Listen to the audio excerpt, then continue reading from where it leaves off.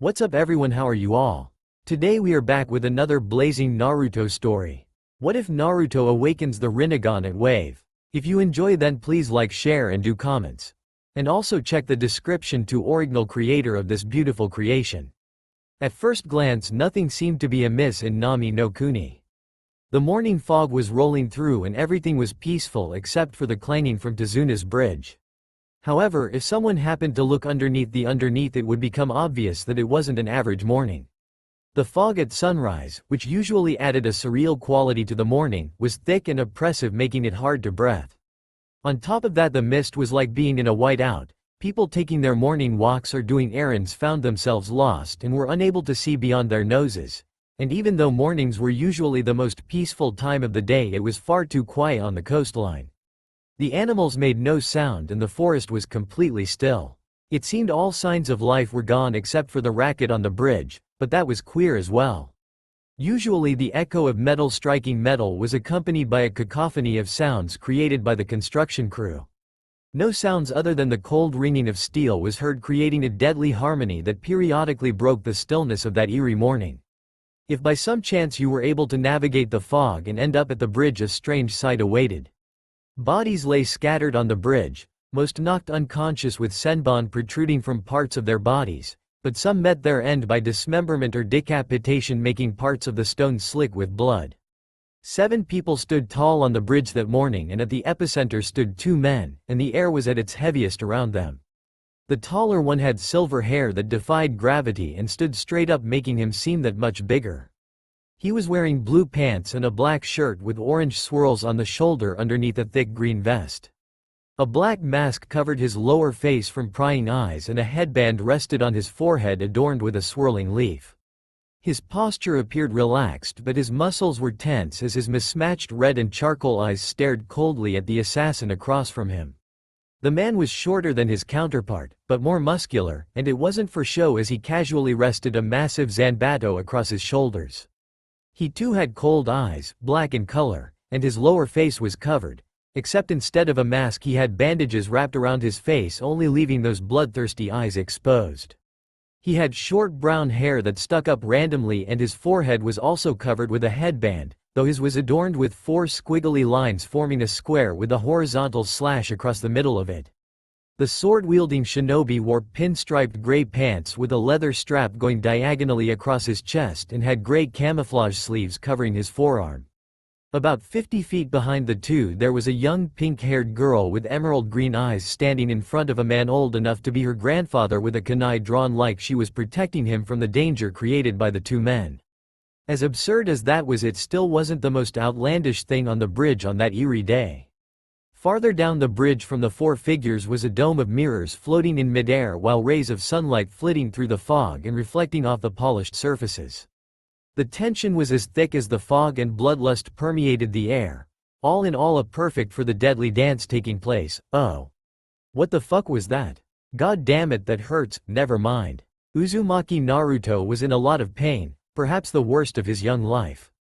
You couldn't blame him for crying out because it's not every day a senbon needle gets lodged in your left eye, rendering it useless. Knowing now wasn't the time to complain, the blonde covered his eye and dodged the next wave of needles. Suck it up, Dobi. We've got bigger things to worry about right now. Turning his head, Naruto gave his dark-haired teammate an angry glare with his remaining eye. Let me take this needle out of my eye and shove it into yours, Teme. Then you can tell me how you like it. The scoffing black-haired youth tried to dodge the next barrage of needles and block as many as he could, though many still managed to get through his guard and pierced his body, though none hit a vital point. The 2 boys once again ended up back to back after the assault and got a small reprieve from dodging needles. Taking advantage of it, Sasuke whispered to his blonde teammate, "Listen, Naruto, I'm starting to see that guy better as he goes from mirror to mirror. I think he might be slowing down." Naruto gave the boy an incredulous look. "Slowing down? Are you blind, Sasuke? If anything, he's speeding up. I can't even follow him anymore." Sasuke deadpanned at his partner. "Well, I am a better shinobi than you." "That's probably why." Deciding now was the perfect time to take advantage of one of life's little pleasures, Sasuke took a moment to enjoy the sound of Naruto's teeth grinding in annoyance. "Or it might be because you just lost one of your eyes, idiot. Just shut up and distract him." Seeing there was nothing to be gained from arguing with Sasuke, the blonde shrugged and made his trademark seal, Kage Bunshin no Jutsu. Instantly the dome was filled with a sea of yellow and orange. Their battle cry broke the stillness of the air and the mob of clones rushed towards the gaps in the mirrors trying to escape the death trap. They were dispelled in seconds, leaving nothing but wisps of smoke before the hunter was once again in all the mirrors surrounding the duo. Such tricks will not work on me. Surrender now and I promise your lives will be spared. Naruto was boiling with rage and it all exploded at the masked nin. I'll never give up and let scum like Gato control this island. You want to kill a good man, crush the hope of these people, and destroy the future of this country. I give you my word that I'll stop you and protect Tazuna's dream and bring Nami no Kuni a brighter future. Just remember that I never go back on my word, it's my nindo. The hunter's voice was hollow, but Naruto could still sense the regret hidden in it. So be it. I gave you a chance to walk away, but now I will harden my heart for my master's dream. Tazuna hired you to protect his dream and I will do anything for Zabuza-sama's. Those two dreams will clash here on this bridge and only one shall continue, that is the true way of shinobi. I take no pleasure in it but I shall have to end your lives. Having heard enough, Sasuke butted in, stop chatting with the enemy and get to work, Dobi. Naruto paid no attention to the insult and called forth even more Kage Bunshin and sent them forward only for them to be dispelled like the last batch. The blonde didn't give in and kept spamming clones and the masked boy continued decimating them with his senbon until he saw a fireball coming right for him. Abandoning his attack, the masked boy tried to dodge, but when he appeared in the mirrors once more, the bottom of his robe was charred. The teen narrowed his eyes behind his mask as he took in the two trapped in his technique. The black-haired one was by far the most dangerous and was the one who needed to be taken care of first. The shinobi stared at the two as they talked and formulated a plan. Naruto turned to congratulate Sasuke when he gasped in surprise, Teme, what's with your eyes? They went all weird and now they look like Kaka-sensei's. Sasuke stared at his friend in confusion before a smirk formed on his face. HMPH. I just unlocked the Sharingan, now this battle is over. Naruto felt his hope returning and with it came energy. Good, you better get him this time, bastard, unless those eyes aren't all they're cracked up to be. Turning away from Sasuke, before he could take in what had to be a priceless expression, Naruto called forth a veritable army of clones, but they were taken out in an instant, leaving behind a thick cloud of smoke. Usually the boy would retreat to his mirrors after, but this time a wave of senbon burst through the smoke coming straight at Naruto. Knowing there was no way he could react in time, the boy closed his eyes and waited for the end. The sound of metal piercing flesh reached the blonde's ears and he felt the warm splatter of blood on his skin. But the pain he expected to follow never came and the genin opened his eyes and gasped, saw Sasuke. Why? What did you do? Standing in front of the blonde was Sasuke, looking like a human porcupine. It seemed like senbon covered every inch of his torso and stuck out in every direction. The last loyal Uchiha turned his head to look at Naruto. I don't know. I used to hate you, but I saw what was happening and my body moved on its own. Just don't die, Naruto, not before you reach your dream. Sasuke collapsed to his knees, then fell face first, pushing the needles deeper into his body, but he did not feel or care because he was in a dreamless sleep. Naruto stood and looked at the body of his comrade and trembled violently. For the first time in his life he didn't know what to do or say. His rival, his begrudging friend, the only person he knew that could understand the pain of loneliness, was killed in front of his eyes and all he could do was watch a lifeless corpse fall to the concrete. Part of him wanted to cry, part of him wanted to scream, and part of him wanted to rip the other boy to shreds. Unbeknownst to him, that small part of him was being fed by the foul chakras sealed inside him. The genin kept shaking and started to embrace his growing rage and hatred as red chakra exploded out from his body, and the blonde felt a rush of euphoria while the others on the bridge were almost overcome by an animalistic bloodlust. The needles were pushed from his body and his wounds healed as Naruto rose to his feet with a maelstrom of red chakra surrounding him. The blonde looked at his clawed hands with terrible red eyes and gave a menacing smile accentuated by his darkening whisker marks and growing canines. Naruto couldn't explain it, but he's never felt better.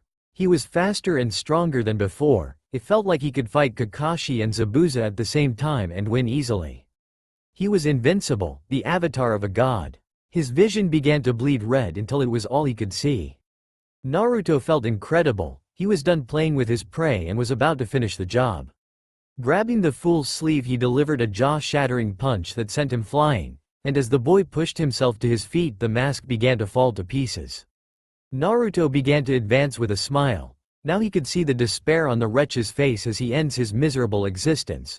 Maybe he should kill his precious master in front of him to cause him more pain first. Why stop there? After he finished those two, why not go after the silver-haired one? Deciding not to count his chickens, the fox-like boy turned his attention back to his enemy's exposed face, intent on savoring his fear and despair. Wait, why does it look so familiar? I can't remember, but it seems important. A part of his mind told him that it wasn't, so he shrugged and started his slow advance to the stumbling boy. But as he got closer, something started to penetrate the red haze that clouded his mind until a name formed and the haze vanished. Haku? As the mist cleared, Naruto looked up towards the shining sun and smiled. Somehow it all managed to work out for his team. Gato was dead and his goons scattered, leaving Tazuna to build the bridge without fearing for his life. The icing on the cake was Sakura proclaiming Sasuke was still breathing. Naruto gave Haku's prone form a small smile. You couldn't harden your heart after all, Haku. Putting on a foxy grin, Naruto began to walk over to his team, only for his mood to drop as he got closer and saw the look in his teacher's visible eye. After 2 months on Team 7, Naruto was confident in his ability to read their sensei based on his eye, and the lack of a celebratory eye smile created a feeling of dread formed in the genin's stomach. There was no proud glint or mysterious twinkle in Kakashi's teasing his students with hidden knowledge. No, Kakashi's eye was a hard black, and his brow knitted with concern as he watched Sakura cradle Sasuke's body.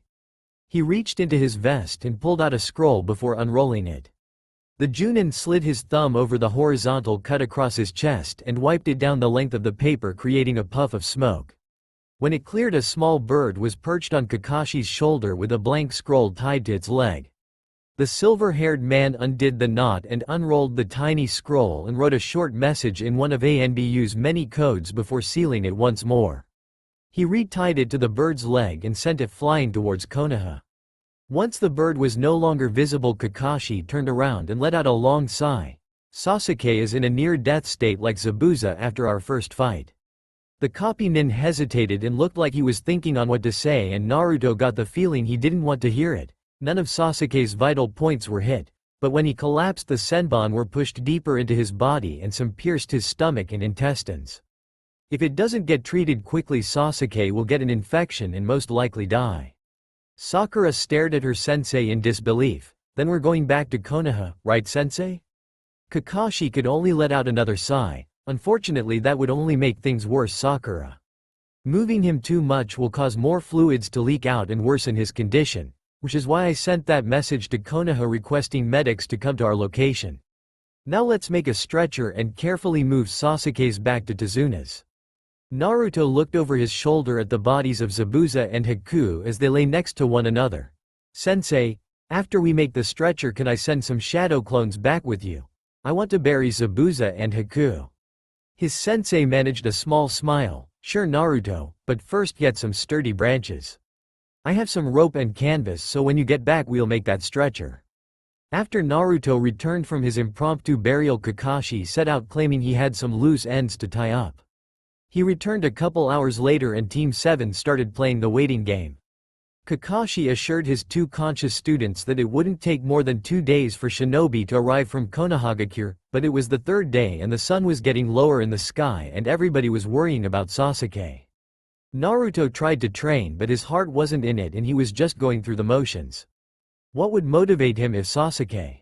He was waiting for the day that the Uchiha would acknowledge him as an equal, but he was worrying that it might never come. Eventually he stopped his half-hearted attempts at training and was now trying to distract himself by playing solitaire at the dining room table. Kakashi took one of the chairs from the table and sat in the corner of the room with his nose buried in the infamous orange book. However, if someone paid close enough attention to the Junin, they would see that he hadn't turned a page in almost a half hour. Sakura was taking it the worst though. She didn't eat at all the first day and only ate the second because her blonde teammate threatened to force feed her using his own mouth. She also barely slept, and even Naruto, who harbored a huge crush on her, would be hard-pressed to say she looked good. The only time she spent away from Sasuke was when it was her turn to guard the house in case any bandits came looking for revenge.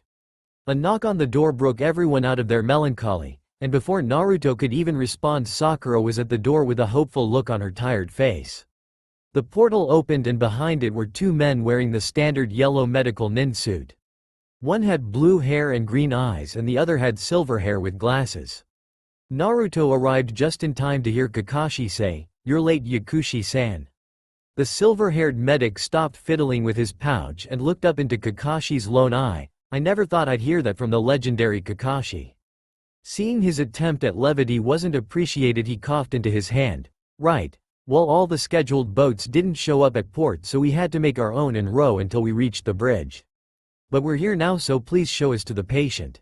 Kakashi turned to face his female student. "Please show them to Sasuke's room, Sakura." The pinkette nodded her head and quickly led the two healers to her injured teammate before coming back downstairs to join the rest of her team, and they waited in silence for any news. Kakashi abruptly awoke when he heard footsteps coming down the stairs and looked to see Naruto and Sakura asleep on the couch cheek to cheek. He glanced outside to see the moon was out and the stars were shining bright before he looked back to the stairway to see the silver-haired medic coming down the stairs. Kakashi woke his students up while scrutinizing the man's face, trying to find out what happened, but all he got was a wave indicating they should follow and a blank face. If there was one thing medics were good at, it was poker. Well, except Tsunade. Knowing there was nothing left to do but go upstairs and find out what happened, Kakashi led his students up the stairs. They arrived in Sasuke's room to see that he was still asleep, as well as the blue-haired medic, which was worrying to the Junin. He didn't think the procedure would be that difficult and extensive. Looking towards the silver-haired nin, Kakashi bit the bullet. "Well, doc?" The eldest Yakushi sighed and faced the gloomy team. If Tsunade-sama's policy of a medic nin per team was implemented, a tragedy could have been averted. Even if we arrived early yesterday, the chances of his survival would have been slim. There was too much stomach acid leaking out. We used all our chakra and ate as many soldier pills as we could without damaging our networks, but the infection would barely respond and it is too late for antibiotics. His organs are slowly failing and his body is shutting down. We put him under for the procedure, and we'll put him to sleep after you talk to him to make it as comfortable as possible. In my estimate, he won't make it past noon tomorrow." He bent down and woke up his partner and handed Kakashi a syringe. "He should be waking up any minute, so when you're done talking, inject this into one of his veins and he'll go to sleep." "I'm sorry." The two closed the door behind them and waited downstairs for Team 7. As their footsteps faded, Kakashi looked at his two students. Naruto was staring at the floorboards, making it impossible to see his reaction. But Kakashi was an expert at reading body language and he could tell the blonde was in the process of blaming himself. After all, he did the same thing when Obito died. Sakura, however, made no move to hide her tears, and she let the salty streams cascade down her face and drop to the floor. Yes, it was Sakura he was most worried about. Everything he saw up to this point indicated she was in the program for Sasuke, and this might break her for good. It was then Kakashi realized that his students needed to learn the hard lessons now, to get their fairy tale view of the world broken and leave their innocence behind if there was any left after this. This is the life of a shinobi. Every time we go on a mission, you put your lives on the line. We are tools used to complete missions for the good of the village. I wish I could say this will be the last time you will lose a friend or teammate, but I won't lie. I have had to bury many of my friends and family members over the years, and it never gets easier. That is why shinobi must not show emotions." Sakura seemed to take it well enough, or she couldn't get any more upset than she was now, but Kakashi could feel Naruto's anger rising. "That's bullshit, sensei. Shinobi aren't tools, we're human beings and people might look at us like that, but it doesn't make us what they think we are. I'll never embrace that. Maybe more of my friends will die, but it won't be because they were disposable. If that's the way the shinobi world is, then I'll change it." Kakashi was proud of Naruto's resolve and could only smile at his blonde student until he heard a weak groan. Shut up, Dobi." Sasuke didn't know what to say when he looked up at the other members of Team 7. He wasn't very good expressing himself before the massacre, and it only got worse after, and the painkillers weren't exactly helping his cause. Ever since the person he loved most in the world took everything away from him, Sasuke rejected the world at large and put all his effort and emotion into destroying that man. But these last 2 months were different. He found himself smiling and having fun for the first time since before the massacre.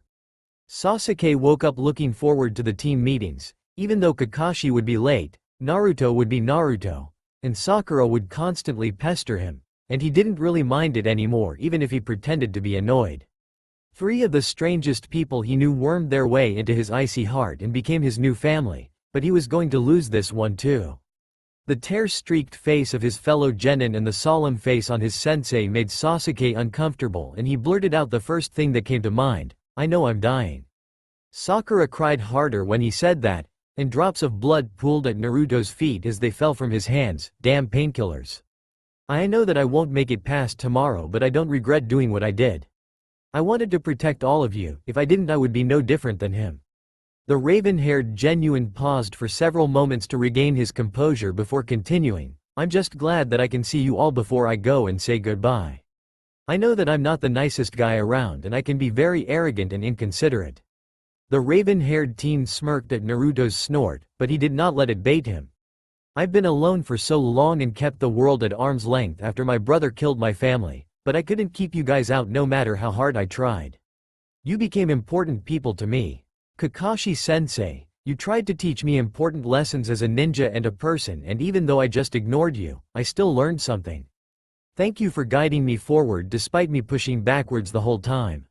Sasuke looked at his pink-haired teammate solemnly, and she managed to fight back the tears before he addressed her. "Sakura, you're annoying, but in a good way, like my younger cousins used to be. I just wanted to protect you. I'm sorry I couldn't care for you the way you did me, but you were still one of the most precious people in my life." The pinkette could no longer contain her tears and fell to her knees before clutching onto her dying teammate's sheets. The Uchiha tried to pat her back comfortingly, but it made the sobs harder, so he looked towards the blonde. "Dobi, Naruto, you were my rival, but more importantly, you were my best friend." Sasuke paused and looked at the usually cheerful genin with tears pouring down the whisker marks on his cheeks. "No, you were more than that. You were a brother to me, my real brother. You understood the pain of loneliness too, and even though we never talked when we were younger, I would feel better when I looked at you because I knew there was somebody else like me. You helped pull me from the darkness that was engulfing my heart and helped me see. Because of that, I want you to take my left Sharingan and use it to replace your eye so I can help you see too." Sasuke weakly raised a hand to stall any of Naruto's protests. He knew the blonde would attempt to reject his offer and resolved to change his mind. The Sharingan needed somebody to write a legacy that erased the evils committed by Itachi. "I already talked to the medics and they agreed to perform the procedure when you return to Konoha, so don't say you can't accept it. You were my brother Naruto, and I've got to protect you somehow. Please take my eye and use it to achieve your dream for both of us because I can no longer achieve mine. Become a great Hokage Naruto, open your eyes and find the path you need to walk, and since I always had better vision, I think my eye will help." Sasuke saw the tears and snot running down Naruto's face as he lifted it to look at the bedridden shinobi. "Thank you, Sasuke. I'll take your gift, and when I become Hokage I'll make sure the Uchiha clan is never forgotten and their name said with honor." Naruto looked at his brother in all but blood. "It's not fair, Sasuke. You're helping me reach my dream and I'm doing nothing to help you." "What's your dream, Sasuke? I promise to you that I'll try to achieve it in your stead." The dying Uchiha closed his eyes and gave Naruto a small smile. He figured his dream would die with him and he thought he was okay with it. The raven-haired genin convinced himself that he did not want to burden his teammate with that path, but hearing Naruto requested dashed those thoughts and made the Avenger finally feel at peace. 4 years ago my entire clan was killed in one night by a single man. He was my brother, Uchiha Itachi. I vowed that I would avenge the Uchiha clan and restore it to honor, but be warned, Naruto, he is incredibly strong. The Uzumaki's eyes hardened and he thumped his chest with his fist. "Sasuke, I'm giving you the promise of my lifetime. I will find and kill Uchiha Itachi and restore your clan's honor, or die trying." The youngest surviving Uchiha wouldn't admit this for the rest of his short life or to anyone in the afterlife, but he was in awe of Naruto at that moment.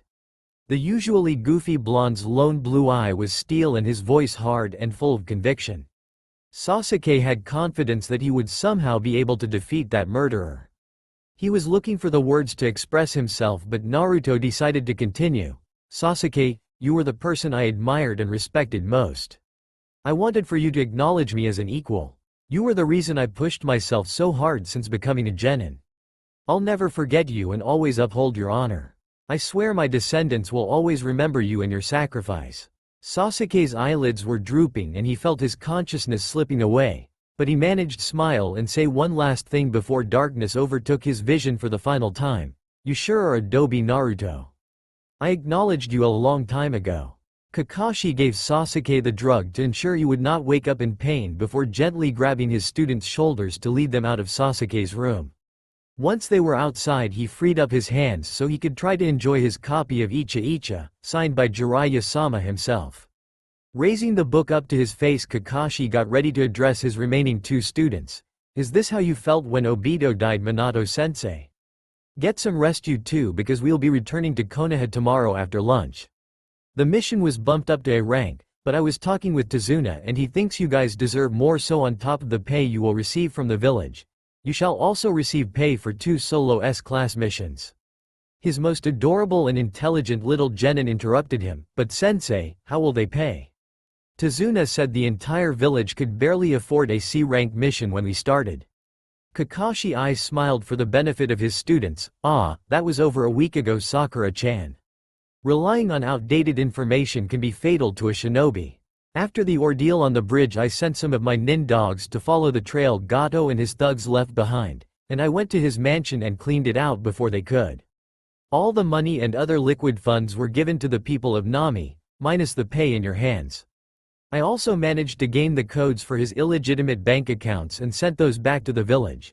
And most important of all, I managed to find a large amount of information on Gato's more illicit business, some in Hai no Kuni.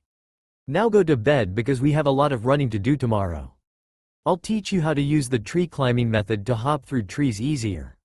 Naruto and Sakura trudged to their room as Kakashi put his spare hand into his pouch to fiddle with the bell he used on the day Team 7 became his responsibility.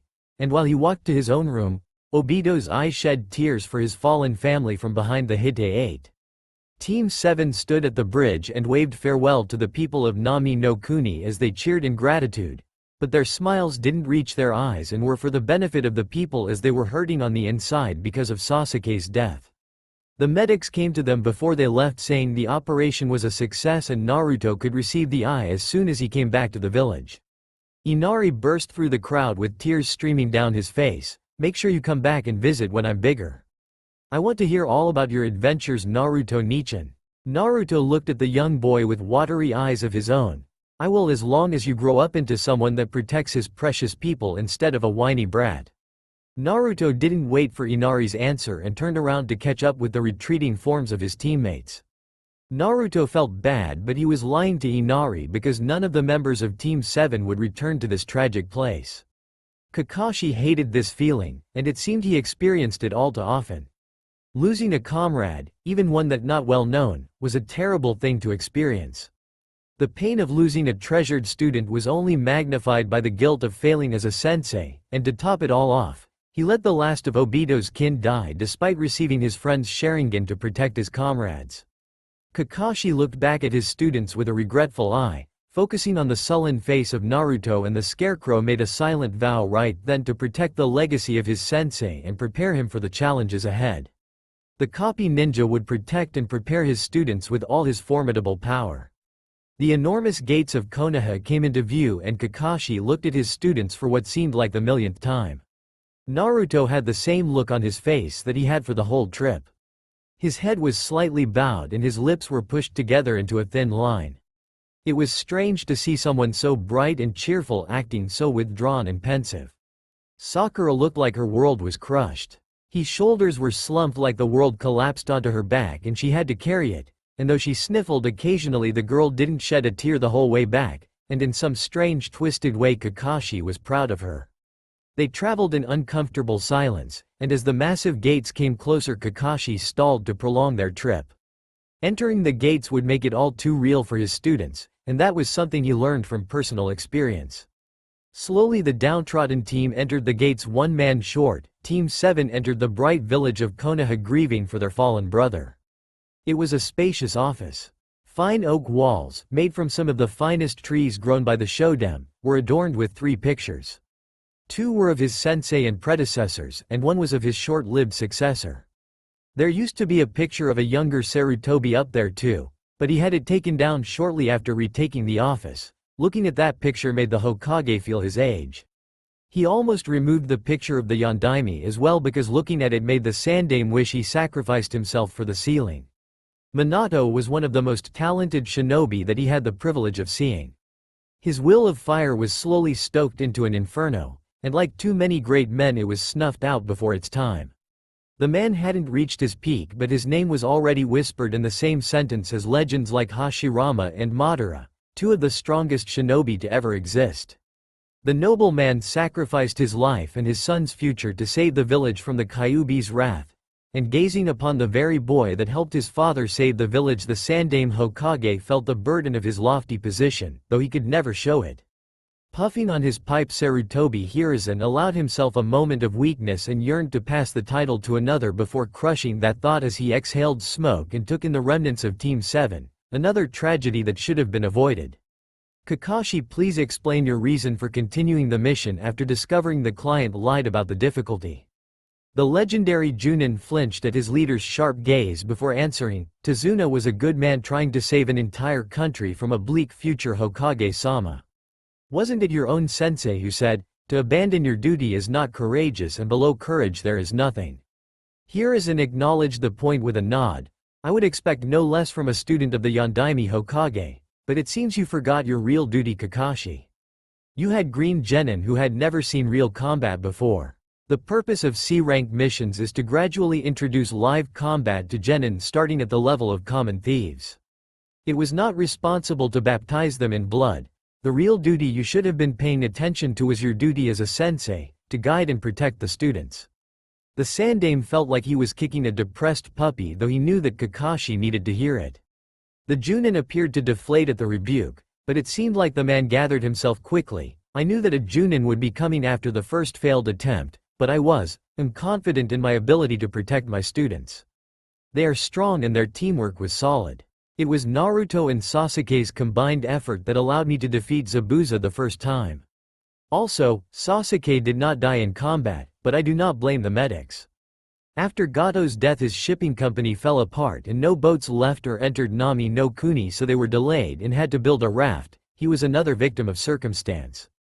Puffing on his pipe once more, Sandaime took another good look at Team 7. Naruto was a fighter to his core. It may take time but the boy would bounce back eventually, he had been doing it all his life.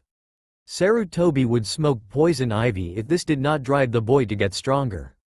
Sakura was trying her best to suppress her emotions like the shinobi code commanded, but he was the legendary professor, the Hokage of Konohagakure. No genin was able to conceal their emotions from his piercing gaze, not even young Naruto, though the boy still thought he could. Hiruzen could see the sadness rolling off her slender frame and it made his heart ache. No child should have to feel pain like that. After contemplating his options, the Sandaime decided, Team 7 will have 2 weeks of paid leave, and then another 2 of rehabilitation duty, which will consist of a smaller pension supplemented by D-rank missions performed by the 3-man squad. During the month I will look for a suitable replacement to add to your squad.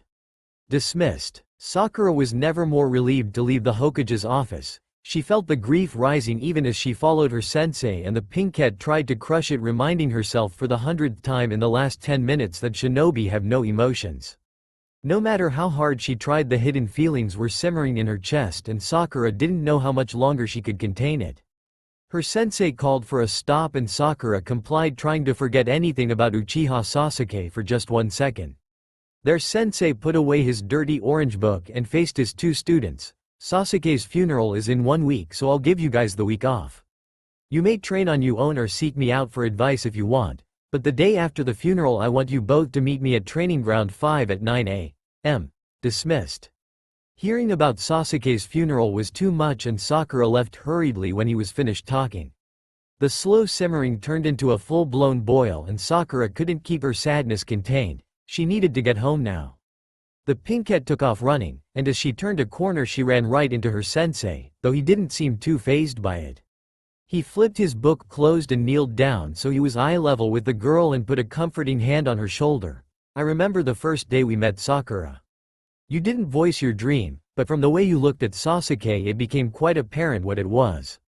I know that you had a crush on him, and that's fine. I'm glad you have enough normality in your life to have a crush. However, if the sole reason you became a shinobi was to get close to Sasuke, then you should withdraw from the program. Sakura looked anywhere but her sensei's charcoal eye as tears leaked out of her jade ones. You have a lot of potential, Sakura, but you need to train and put effort in to bring it out and become the exceptional kunoichi I know you can be.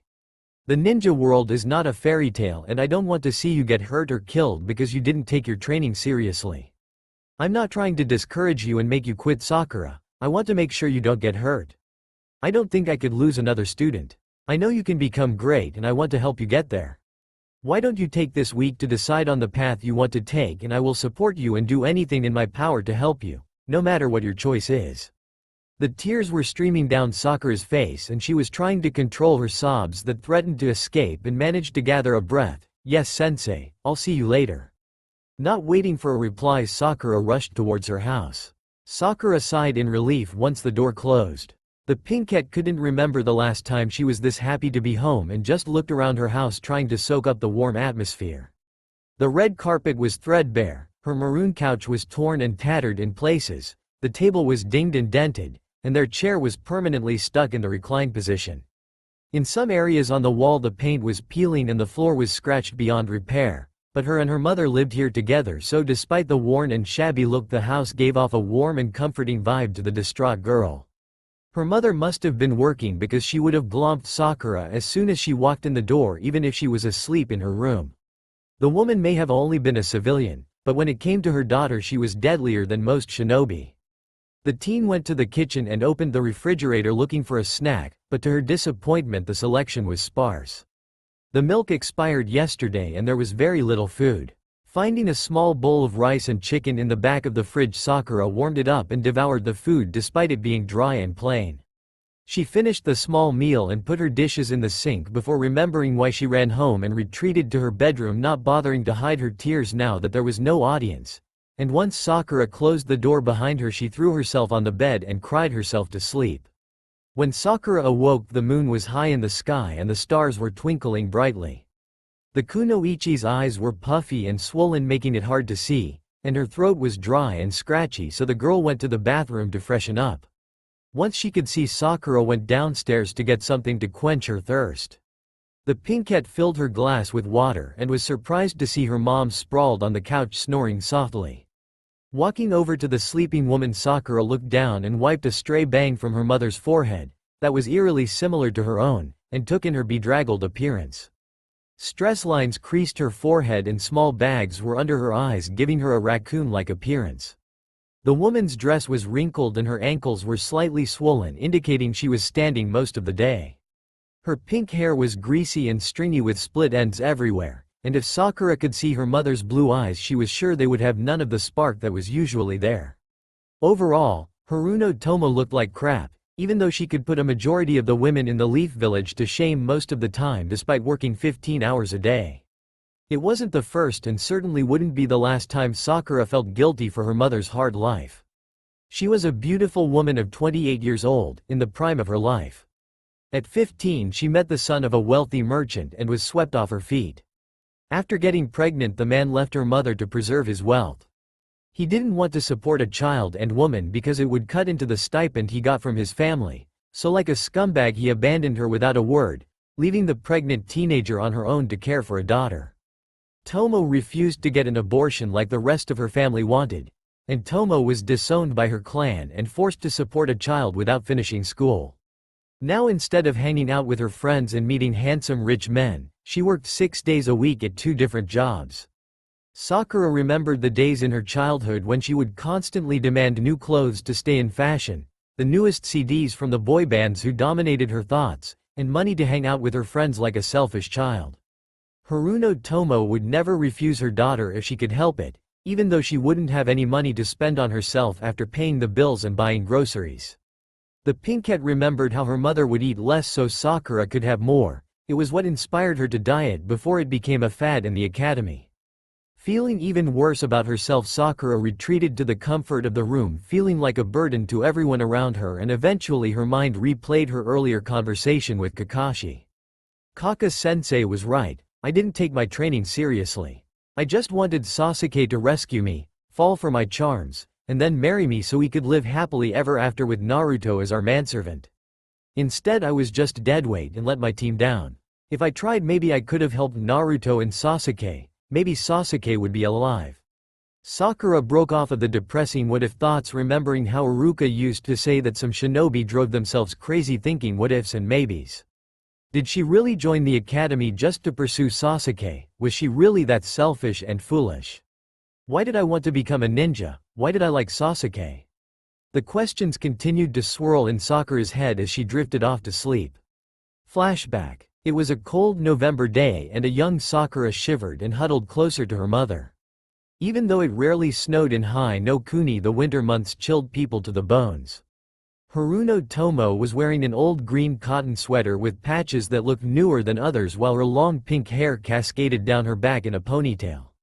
Sakura loved her mother greatly and was incredibly happy that she had her mother's pink hair.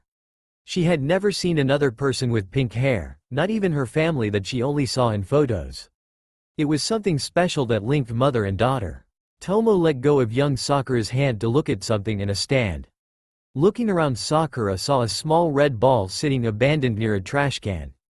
The girl ran excitedly to the ball, hoping she could keep it and add it to her meager toy collection. Her mom couldn't even say no because she found it. The girl picked up the ball and turned around, but she did not see her mother. The girl's sharp eyes began scanning the crowd, and after seeing a flash of pink, the small child darted through the crowd.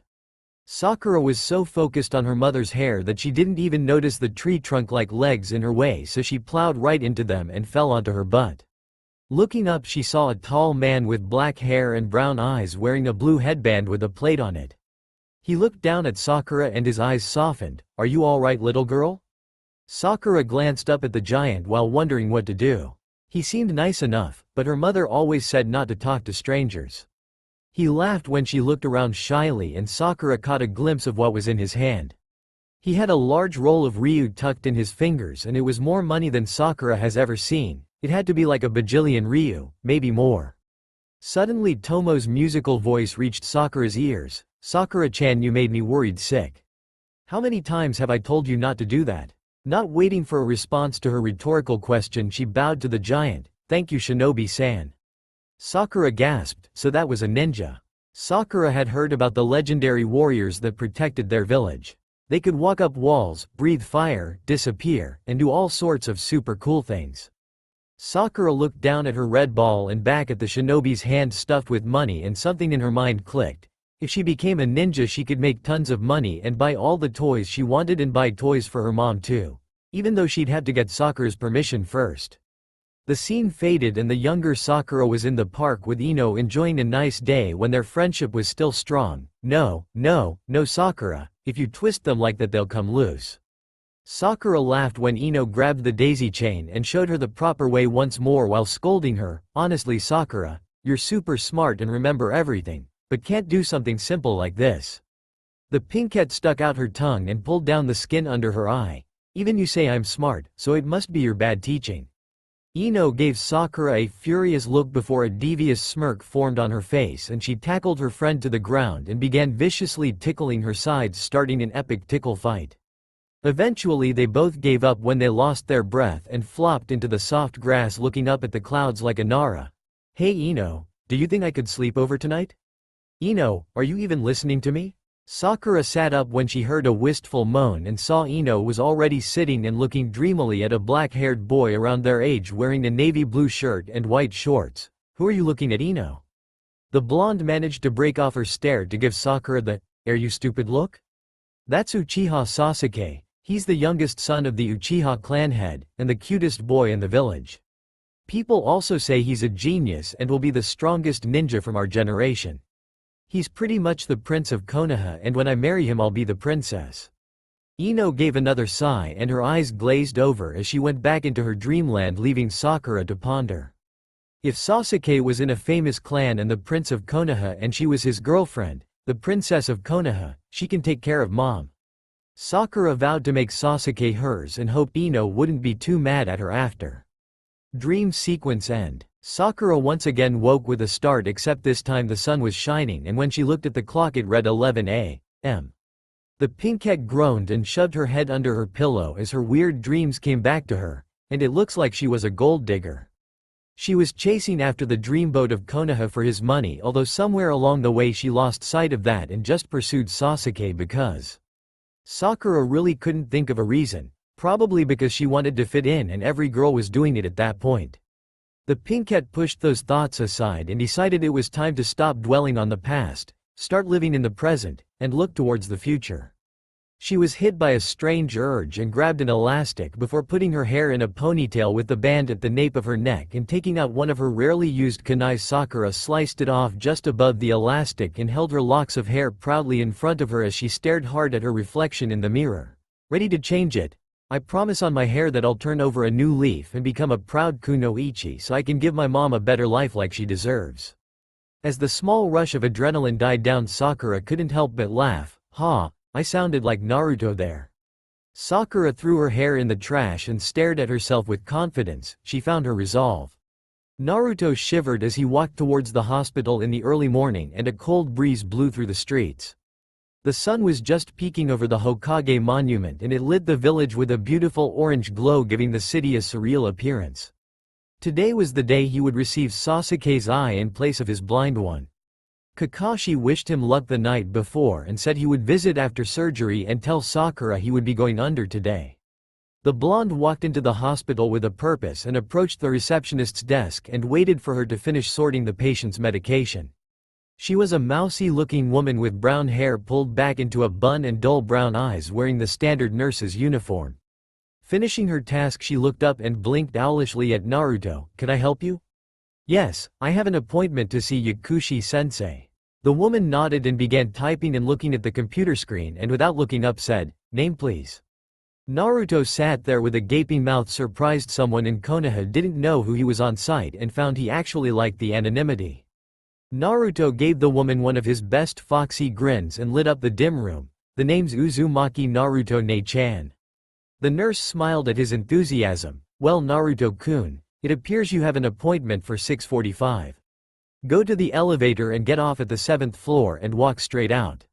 The waiting room is the last door on the left." Naruto's grin never faded and he bounded towards the elevator while shouting over his shoulder, "Thanks, Ne-chan." The woman could only stare incredulously at the spot where Naruto just stood and let out a giggle many men would find cute despite her plain appearance. What an adorable kid, so full of energy. Naruto rode the elevator to the 7th floor and headed towards the waiting room before dropping into a chair and losing himself in thought, definitely not brooding. "Here we go, Sasuke. I hope you're watching over me up there so nothing goes wrong. I wonder what the villagers will say when they find out the demon has the Sharingan. Shit, when everybody finds out Sasuke died on our mission, they'll just blame me. I'm gonna have to work twice as hard now." Naruto was so deep in thought he never noticed when a pretty red-headed nurse opened the door and tapped him on the shoulder, causing him to jump animatedly. "Gah, oh sorry, you scared me." The nurse giggled and Naruto took the time to check her out. She was only half a foot taller than him and very beautiful.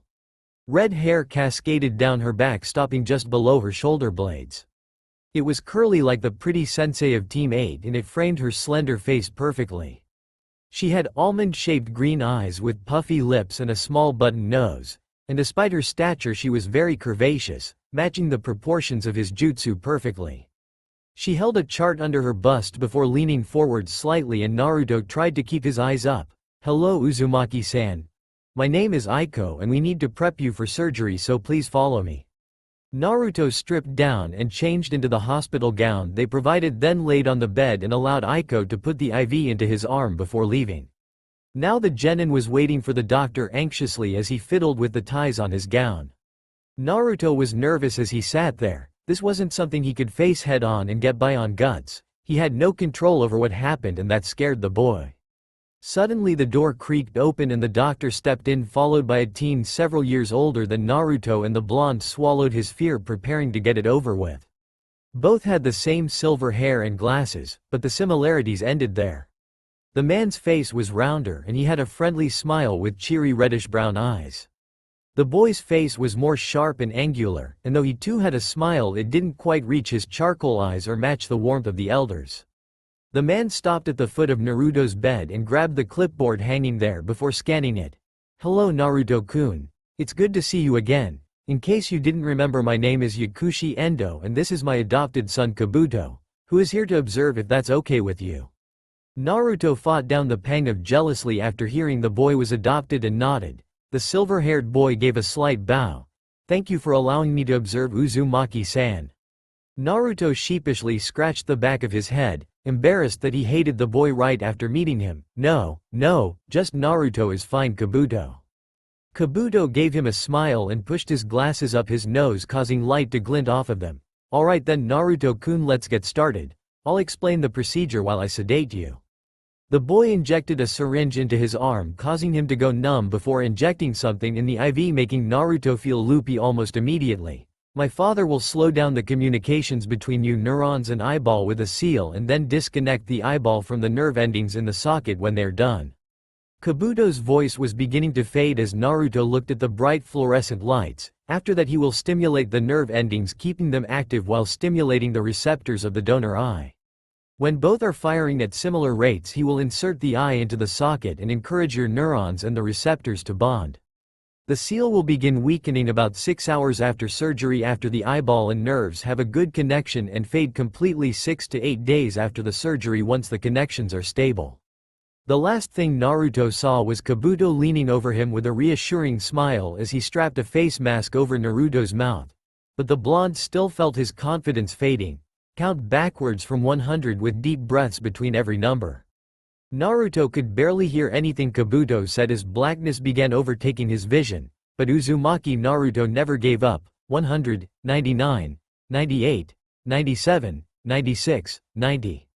The sun shone into Naruto's eye when he opened it, causing him to shut it once more and groan. He was groggy and had trouble moving his body, but managed to reach his hand up and feel the bandages around his eye. The surgery was a success. "Okay Sasuke, I'll honor your sacrifice and fulfill both of our dreams. Thank you for this eye. Team 7 is my family too, and I'll protect them for the both of us." Naruto was broken from his thoughts by the lazy drawl of his sensei. "Hey Naruto, good to see you're up. The surgery was a success and in a week's time you'll have a fully functioning Sharingan." Naruto rubbed his lone eye and focused in on the lanky form of his sensei. "Kakashi-sensei, what are you doing here?" Kakashi walked up to Naruto and eyes smiled at his blonde student over his naughty orange book. "A sensei can't visit one of his cute students if they're in the hospital?" Anime tears streamed down the left side of his face as he rubbed his left eye with his free hand. "Or is it you don't like your poor old sensei anymore and don't want him bothering you?" Naruto let out a weak chuckle as he stared at the masked face of his teacher. "No sensei, that's not it. I was wondering why you were here when I was sleeping. I thought you couldn't visit people when they're unconscious. You weren't perving on the nurses, were you?" Kakashi gave a lazy laugh. "That's a good one Naruto. More like they perv on me. That's why I snuck in the window to check on you before visiting hours began and I got molested."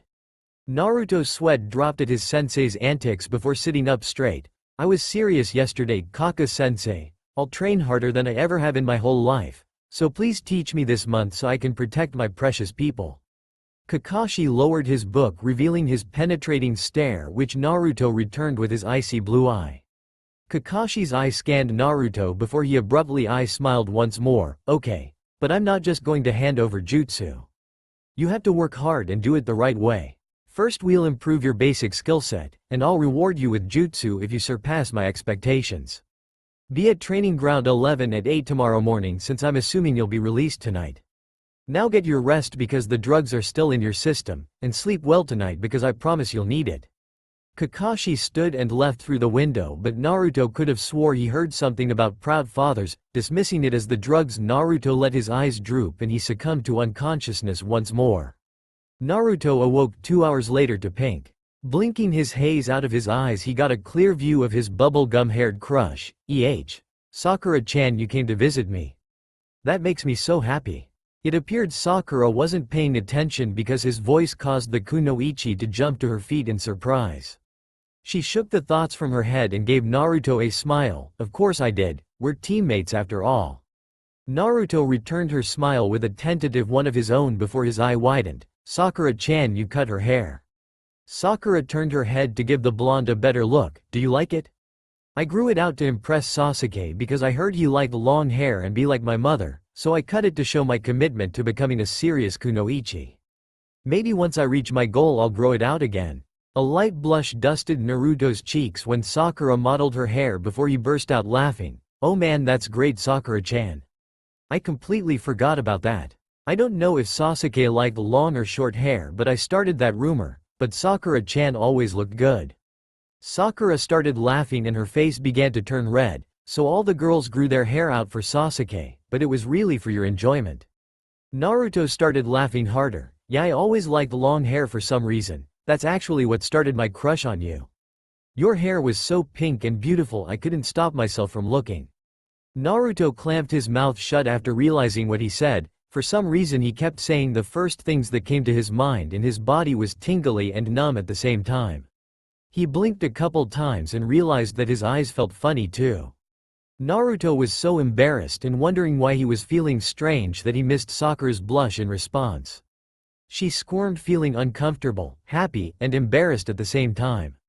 The emotions were swirling inside her and she didn't realize what she was doing until Naruto gasped for breath and she saw her fist in his stomach before guilt overpowered her swirling emotions. Oh my god, I'm so sorry Naruto. I didn't even know what I was doing and you just had surgery. I'm a terrible friend. Naruto's heart lightened when she said she was his friend and enjoyed watching her worry and fuss over him as she fluffed his pillows. The pain in his stomach was fading as it heated up and he felt happy. I remember one time after me and Teme sparred, I asked him why he didn't date any of the girls after him and he said it was because the girls were all frivolous children that spent more time on their hair than becoming a competent kunoichi. Glad that the subject changed, Sakura filled up Naruto's glass and sat in the chair by his bed and smiled sadly. That sounds like something Sasuke would say. He was always so cold and we all thought he was just being cool. I had no idea how much pain he was in. I'm just glad that we made him a little happier and pulled him out of his loneliness. Naruto matched her sad smile with a content one. Much like Sasuke, Team 7 helped pull him out of the darkness of being alone as well.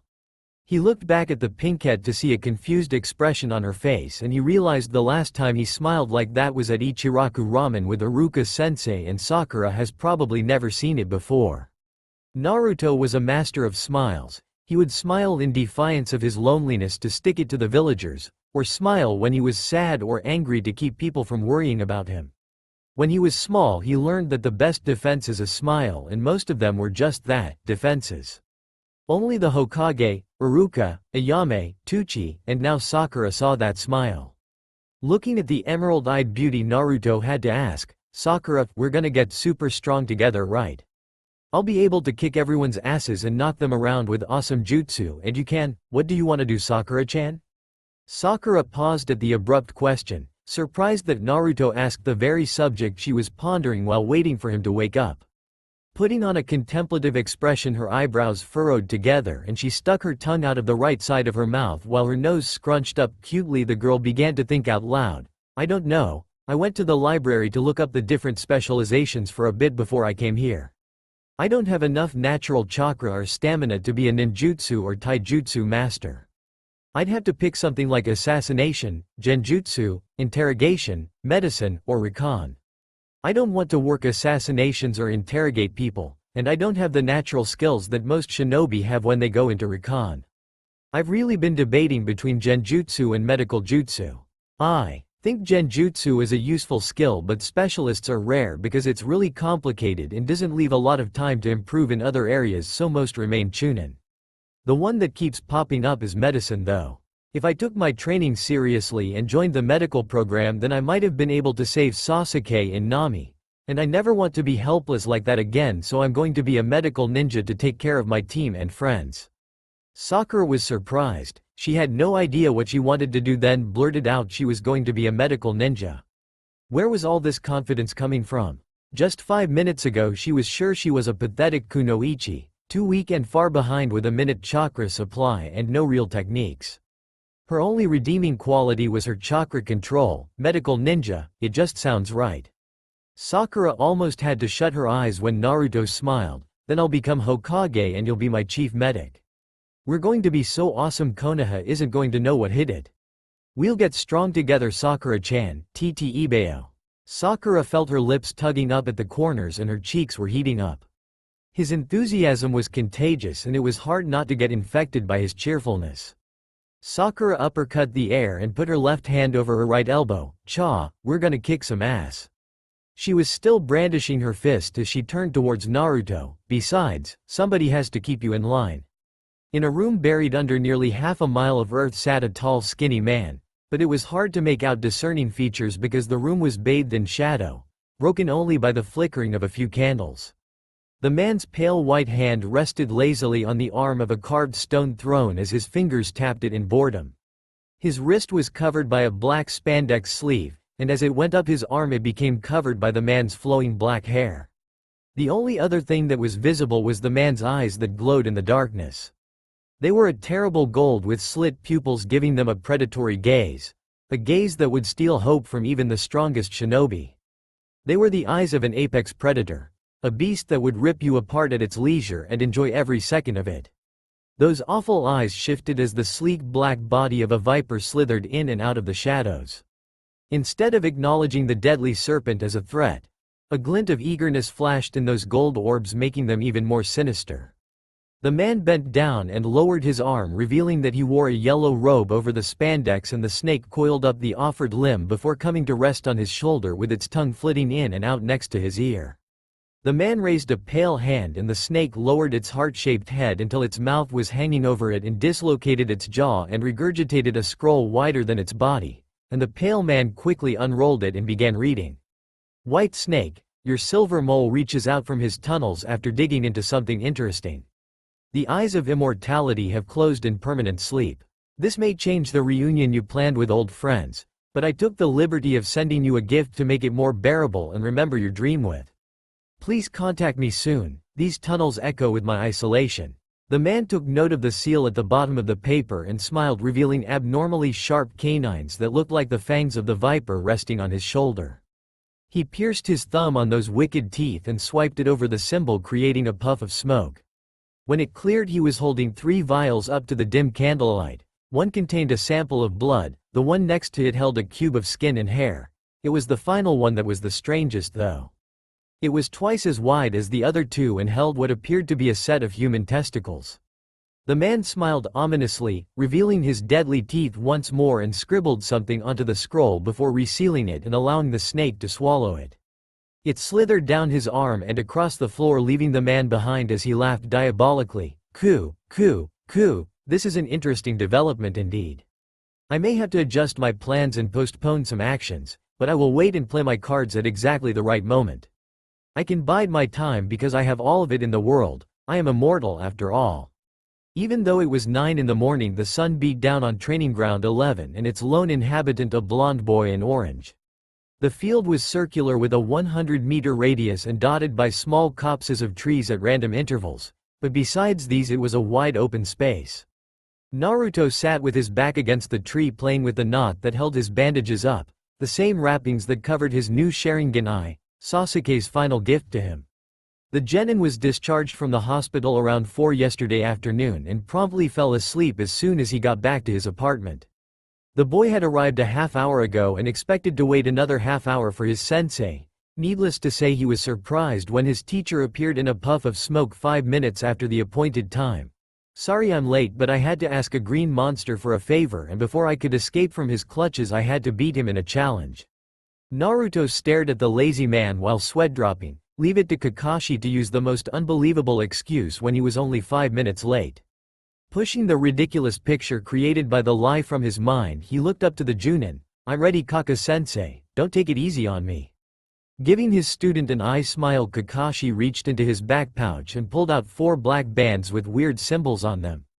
The silver-haired man dripped them in front of Naruto and pulled out each a paradise. These are chakra weights. They absorb your chakra and the seals convert it into weight. They're great for increasing your speed and strength, so I want you to put them on and channel chakra into them until I say stop. Naruto listened to his sensei's instructions and put the weights on his ankles and wrists before making the ram sign and channeling chakra into them. He didn't feel much at first and increased the flow of his chakra. It wasn't long until he was struggling to stand, and not long after that he collapsed onto the earth, leaving an indent and getting a mouthful of dust. After he finished coughing, the blonde looked up to see an amused glint in Kakashi's eye. "Sorry Naruto. I got to a really juicy part and forgot all about you. Now pick yourself up and start running around the field until I say stop." The blonde took off grumbling and Kakashi watched him struggle to lift his feet while he jogged at a laughably slow pace, even for a civilian. The masked Junin didn't forget about his charge, but after watching one of the boy's stab wounds heal, Kakashi knew that he had to push the Jinchuriki hard to get the best results, and if the Kyuubi could heal stab wounds it could probably take care of minor muscle tears and soreness.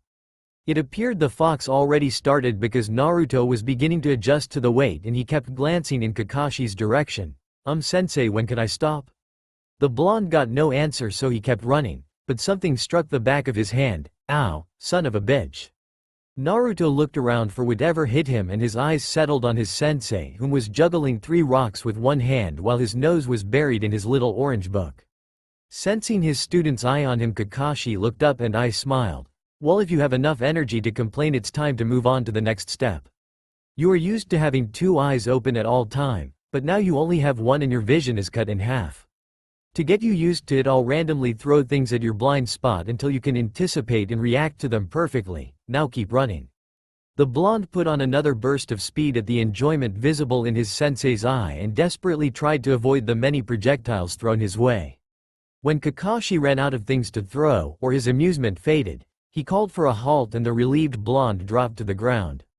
Naruto had gotten used to his weights at the end of the 2-hour dodging session and was able to avoid some projectiles, but he still managed to get hit by more pebbles, a 2-foot-long fish, pine cones, a tree stump, pies, rotten vegetables, random cooking utensils, several spoons, and even a disgusting sink caked with mildew.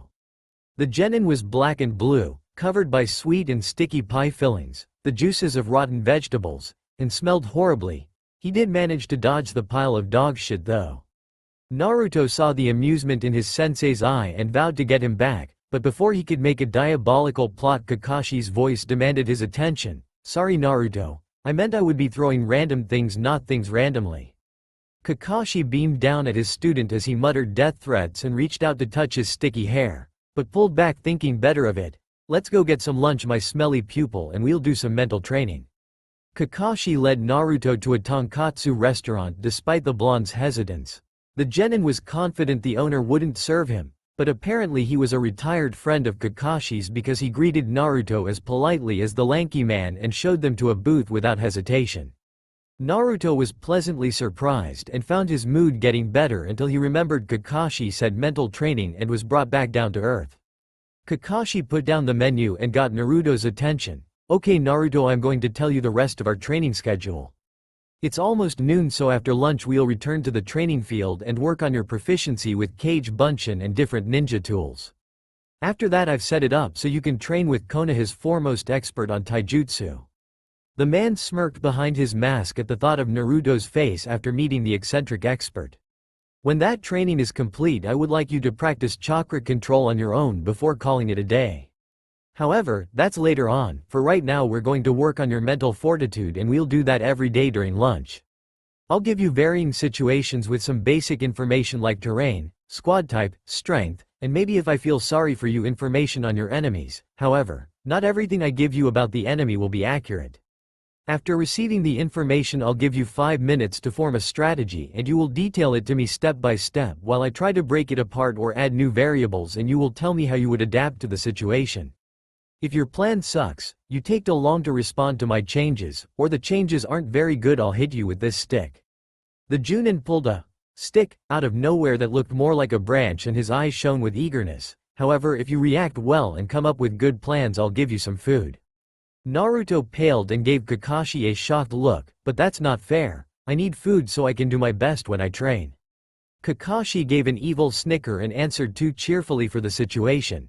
"The ninja world is hardly fair, Naruto, and there will be times when you'll be expected to perform at a high level when you're not at your best. Besides, the body isn't the only powerful tool of a shinobi. The mind is equally powerful, if not more so. You may not be able to overpower everyone you come across, so you'll have to use surprise and misdirection to take them down. Kakashi's tone became more serious and somber. There will be many situations when strength isn't enough, Naruto. That's why the Sandame's philosophy is that a ninja must find harmony between body and mind to reach their peak. Kakashi could see traces of confusion in his student's face and decided to use a more recent example as motivation. Use Nami as an example. If you stayed hidden after hitting Haku with that shuriken or sent out shadow clones into the mirror instead of you, then you could have attacked from the outside, distracting the hunter and giving Sasuke an opportunity to escape. Instead, you announced your presence and location before running into a technique you knew nothing about and trapping yourself inside. Information is the lifeblood of shinobi. Sometimes it's better to wait and plan instead of rushing in blindly hoping everything works out. I know there will be times when your conscience pleads with you to run in, but if you run in unprepared and die, who else will save the people in danger? As a shinobi, you should look for every advantage you can get. Naruto's head dropped as Kakashi lectured him. He wanted to yell at his sensei, deny everything he just said, except every word of it was true. The blonde may have worked hard and gotten stronger, but he wasn't training to be a real shinobi. Like most boys his age, Naruto was distracted by destructive jutsu and ignored the other lessons. The Uzumaki's blue eye gained a steely glint when he raised his head. Bring it on, Kakashi-sensei. I'll ace all the simulations you throw at me. I'll show the world not to fuck with Uzumaki Naruto or his friends. Naruto's head was spinning and his stomach continued to grumble as he followed his sensei to the training grounds. The genin barely ate anything. Only half his rice and a few small pieces of pork, but he was repeatedly bonked on the head with Kakashi's punishment stick. Apparently the boy's plans were filled with holes. In fact, his plans were one big hole and he couldn't do anything right by Kakashi's standards. He attacked when he should have ran, zigged when he was supposed to zag, or ran when he should have stayed. It was actually eye-opening to the blonde. He had no idea that a squad leader had so much responsibility and realized he had a long way to go before he could lead a team, let alone a village. Naruto was determined to learn and he kept running the situations in his head, trying to pick out where he went wrong until the lazy drawl of his sensei broke his train of thought. That wasn't as bad as I thought it would be, Naruto. Your tactics are incredible for a genin. But your strategies were usually flawed, but that will get better with experience. From now on I want you to think like you were planning a prank. I've seen some of your better ones and they were well planned. If you can harness the creativity that you used in those endeavors, I'm sure you'll improve rapidly. Naruto started to tune out his teacher and stared hungrily at the bag of takeout in Kakashi's hands until a book smacked into his face. Sorry Naruto, I thought a ninja would be able to catch that. Anyways, I want you to keep that and read it. It's a book detailing different strategy games. Some days we'll play different games instead of doing simulations. Naruto pocketed the book while grumbling. For now I want you to make 15 clones and take 5 with you, and your objective is to create a proper strategy to take out the designated clone. The remaining 10 will have to remain within a half-mile radius of this spot and no direct combat is allowed. Also, you will have no idea which clone is the target, so get going. Naruto was hiding with his 5 clones and preparing to explain his strategy to his minions when something popped into his head. It looked like the other squad of clones, and one was wearing a bandana tied around its thigh. They were near the small stream that snaked its way through the training field, hiding in the trees surrounding the bandana-wearing clone. Naruto wasn't sure what was happening, but knowing that he had the river to work with gave him some different options, so he changed some points and explained the changes before leading his squad into battle. The ambush went off without a hitch and the clones were taken out quietly. Naruto stood in front of his 3 remaining clones with a smug smirk, and Kakashi walked out of the trees with a proud look in his charcoal eye. Good job, Naruto. Your plan worked to perfection. You were able to quickly locate your target, create an effective attack, and were able to easily separate and take out the opposing target despite being outnumbered. Naruto blushed and bashfully scratched his cheek. It wasn't that good, sensei. I lost a couple of clones in the attack. Kakashi ruffled the genin's blonde locks. Don't sell yourself short, Naruto. That was a very good strategy, and clones are very fragile constructs. Those would have been minor wounds if they were real people. But if you don't mind me asking, how did you find the clones that fast? Naruto stopped scratching his cheek as he thought back to the weird memory flash. I was actually going to ask you that. I was about to explain my strategy to the clones, but I got a sudden flash and saw the other group of clones near the river. Kakashi deadpanned at Naruto. You're telling me that you've been using the Kage Bunshin no Jutsu for 2 months and just realized it that now? Naruto looked even more confused and Kakashi sighed before continuing. Kage Bunshin no Jutsu was originally invented as a spying jutsu. Anything the clone sees or learns is transferred to the user after it's dispelled. You're the only person I know that can use the technique like you do, and it looks like you may be able to use them to train. Naruto blinked owlishly before a Cheshire grin spread over his face. So I don't have to read the stupid book you gave me. Kakashi slapped Naruto in the back of his head with Icha Icha Paradise before assuming a thinking pose. I don't think it stops there. All of the clones' memories and experiences are transferred. If you had 10 clones do the tree walking exercise for an hour then dispelled them, it would be like you did 10 hours of tree climbing, but I don't think you would get the physical benefits from the exercise. Naruto's jaw dropped in disbelief. You mean I can make as many clones as I want and send them to train? I'll be the Hokage in no time, TT Ibeo. Kakashi was quick to stomp that line of thinking. Don't be stupid. If you used too many clones it could overload your brain with information, and it could be worse for you because your brain is still forming connections and developing, so don't put too much stress on it. For now I'll let you make 25 at a time for training until I talk to the Hokage and we agree on a number. But right now you have to go meet your taijutsu tutor, so make 25 clones to leave with me and head to training ground 9. As Naruto walked away his sensei's voice gained an ominous glint. Oh, and so that doesn't happen again you'll be doing this exercise against my clones from now on. Naruto shivered and waved over his back as he went towards training ground 9. See you later Kaka-sensei. Kakashi yelled out for Naruto just as he was disappearing from view. Come back when you're done. The first time we disperse the clones I want to do it together.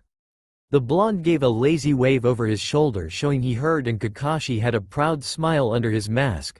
Maybe I should have trained Naruto when he was younger. It's fun getting payback for all the torture Minato-sensei put me through. After the discovery he made about the Kage Bunshin, Naruto was practically skipping towards training ground 9, confident that he would be able to improve drastically with the new training method. Nothing could break him out of his good mood, until he saw his teacher and training partner. What the hell is that? His sensei was around the same height as Kakashi, although he had way more muscles. Muscles that were clearly visible through his skin-tight green spandex suit and orange leg warmers. He had a bowl cut that appeared to be coated with so much gel it shone in the light, and the eyebrows, those horrible, bushy, disgusting, wiggling eyebrows. He was so bizarre looking that Naruto thought the flak jacket he wore was fake because nobody that strange could be a Junin. To make matters worse, his training partner was a look-alike of the Green Man sans the vest. Naruto was prepared to sneak away silently before they noticed him when it happened. The strange duo hugged each other in a strangely manly way while shouting the other's name. Lee, Guy-sensei. Lee, Guy-sensei. The two continued their strange ritual and Naruto couldn't pull his eye away, and he would regret it for the rest of his life because he could never erase what happened next from his memory, not even using Yamanaka forbidden techniques. The sun appeared to be setting behind them, even though Naruto could feel the heat on his back, and suddenly the earth around them became sandy as the ocean appeared behind them with waves crashing on the beach. Tallying it as another event on his list of traumatic experiences, Naruto walked out from the trees towards the two. Suddenly they broke off the hug and the larger of the two disappeared before reappearing in front of Naruto. Hello youthful soul. I am the sublime azure beast of Konoha, Maida Guy.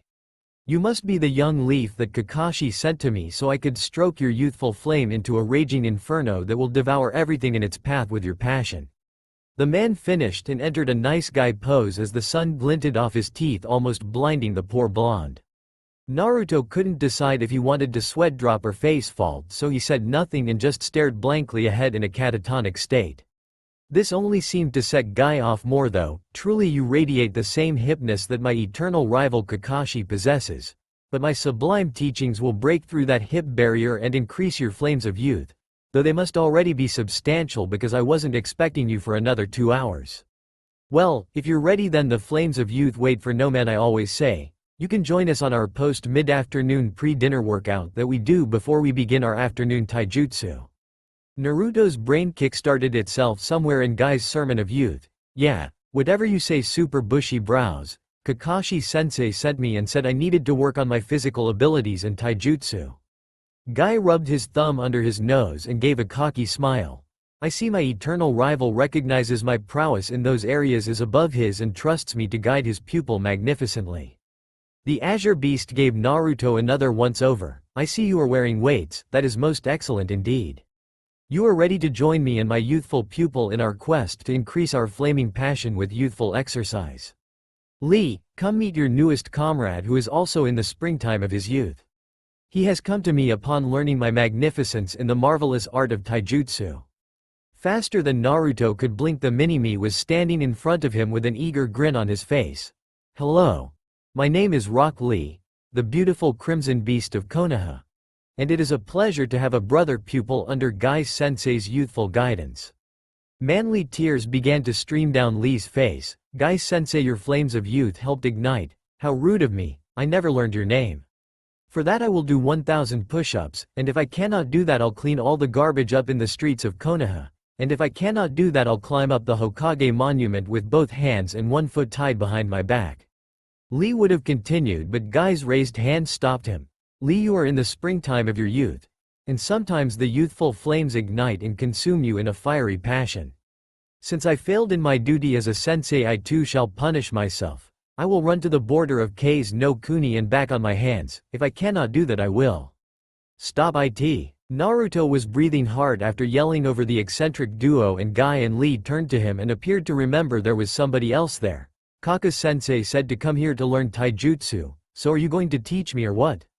Guy smiled with his hands resting on his hips, and when he smiled Naruto was almost blinded once again. Such youthful passion, you shall indeed do well under my guidance. Yes, I shall help your taijutsu reach its peak and your youthful flames will explode. Ha, ha, ha, ha. Naruto could only sweat drop at the man as he continued laughing, as he wondered if all Junin were this crazy, and if the Junin were batshit crazy, how nuts was the old man, who was the strongest ninja in the village. Suddenly Naruto's shoulder dropped as he realized that he wanted to be the Hokage and would undoubtedly be crazy when that happened. Would he even know what was going on at that point, or just be a senile mess?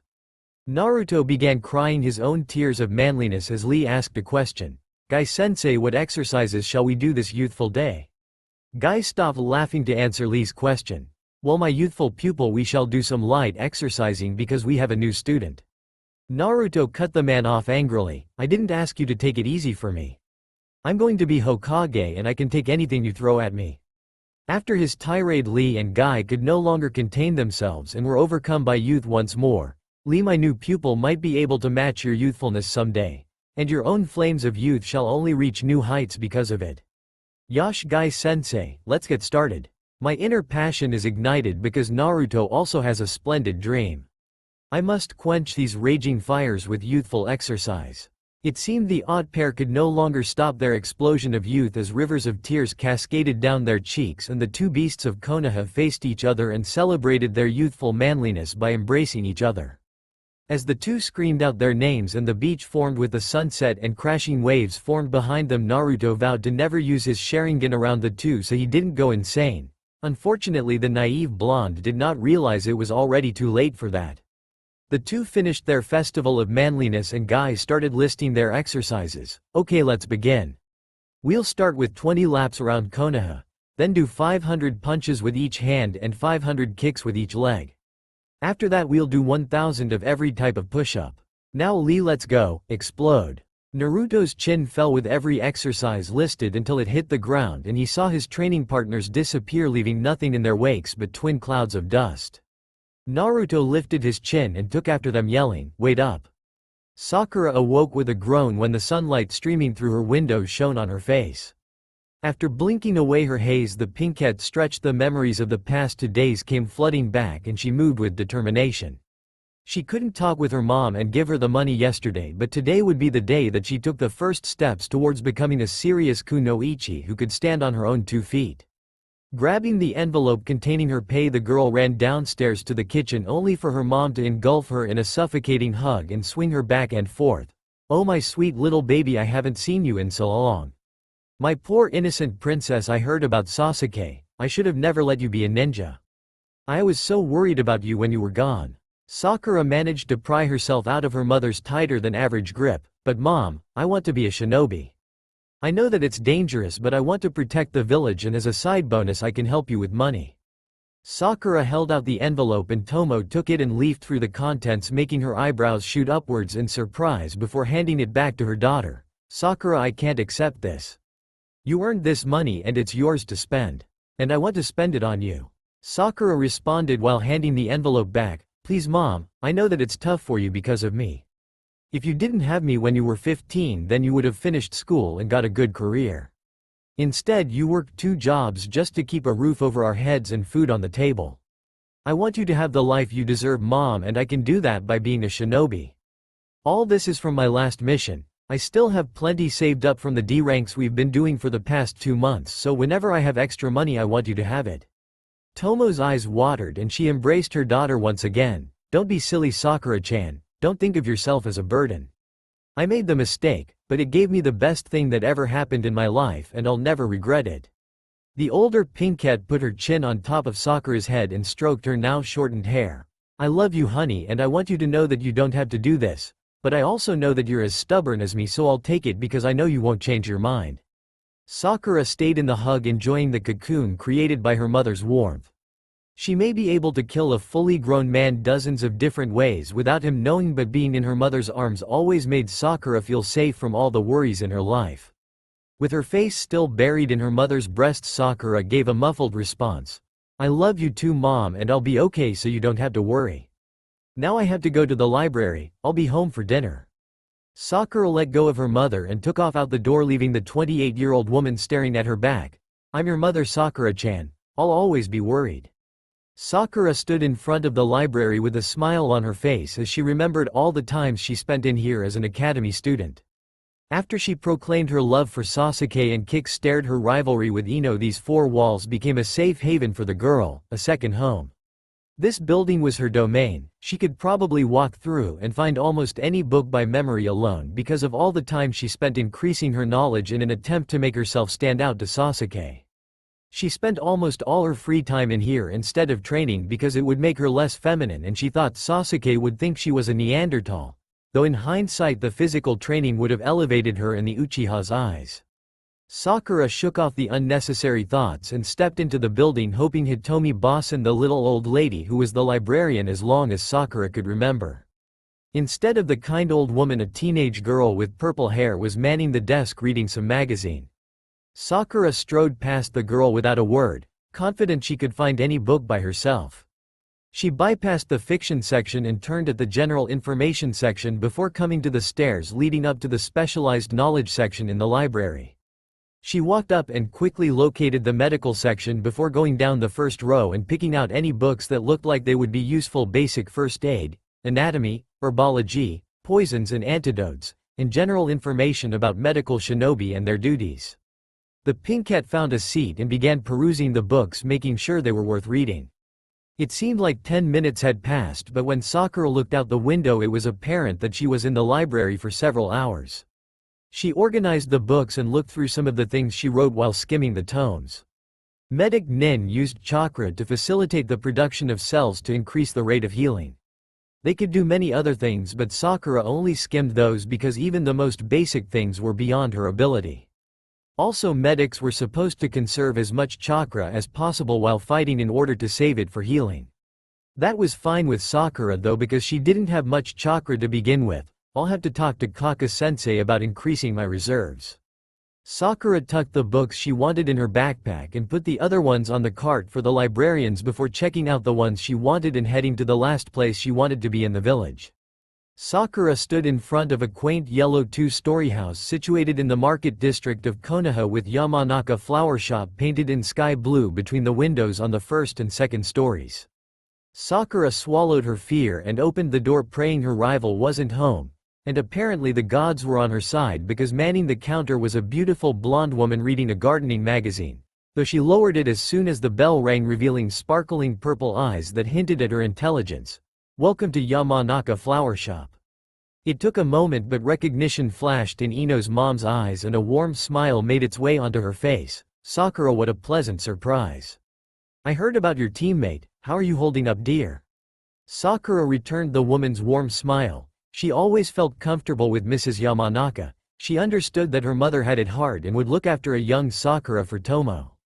Yes, Chika Yamanaka was the closest thing Sakura's mom had to a friend in her hectic life and was like a second mother to Sakura. She would often do the Pinkette's hair or tell her stories from her ninja career over homemade cookies, and the concern evident in the woman's eyes touched the girl. "It's hard, but I'm getting better every day."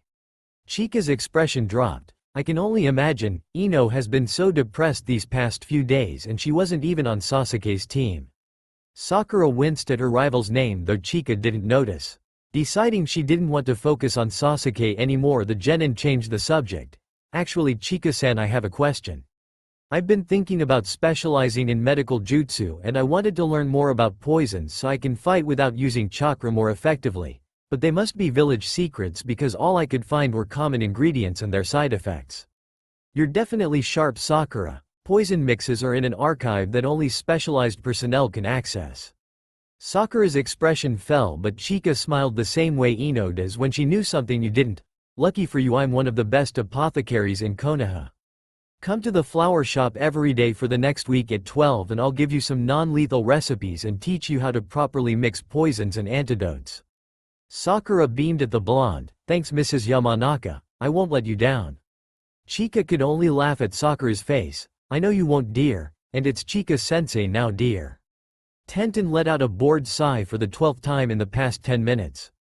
The weapon store she worked at was filled with ups and downs. Shinobi would stock up and not need weapons for several weeks unless they went on a mission and depleted their supply. And considering the rush last week, these next few promised to be dull.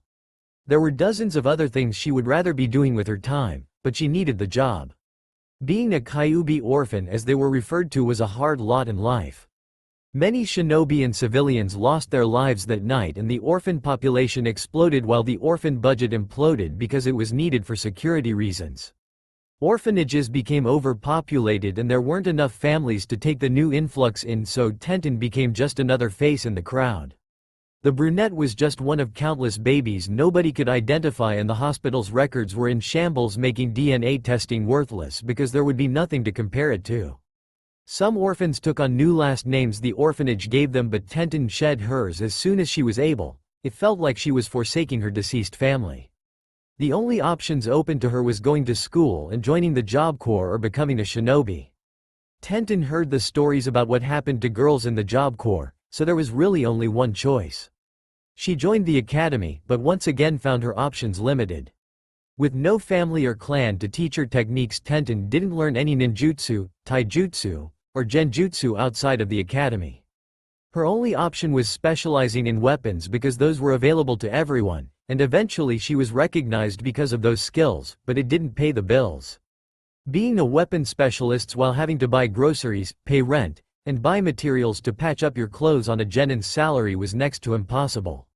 She found herself wishing, not for the first time, that Guy entered the team into the Chunin exams last time around. If she was promoted, money would be less of an issue, and as a Chunin she would have access to more ninjutsu, allowing her to branch out from weapons. Even if she didn't get a promotion, genin that participate in the exams are regarded as a cut above the rest and sent on C-rank missions regularly, and in extraordinary circumstances, B-rank ones as well. Tenten was so lost in thought she didn't hear the bell ring, and the genin didn't know there was anyone else in the store until she saw a flash of pink in the corner of her vision. When she turned her head to get a better look, she just scoffed and turned away, knowing that the pink-haired girl wouldn't need her help. She only had to buy the bare minimum required every couple weeks because she probably did not train as hard as she should, and it pissed the aspiring weapons mistress off. Tenten had to work hard and become a serious kunoichi to support herself, while other girls her age could afford to be more worried about boys, clothes, and their hair because they don't know how hard life can be. It was girls like that who give kunoichi a bad name. Despite her less than complimentary thoughts, Tenten gave the girl a sweet smile when she walked up to the counter and politely asked, "Can I help you with anything?" The girl glanced down at the list in her hands briefly before looking up. Yeah. I need 2 boxes of standard issue kunai.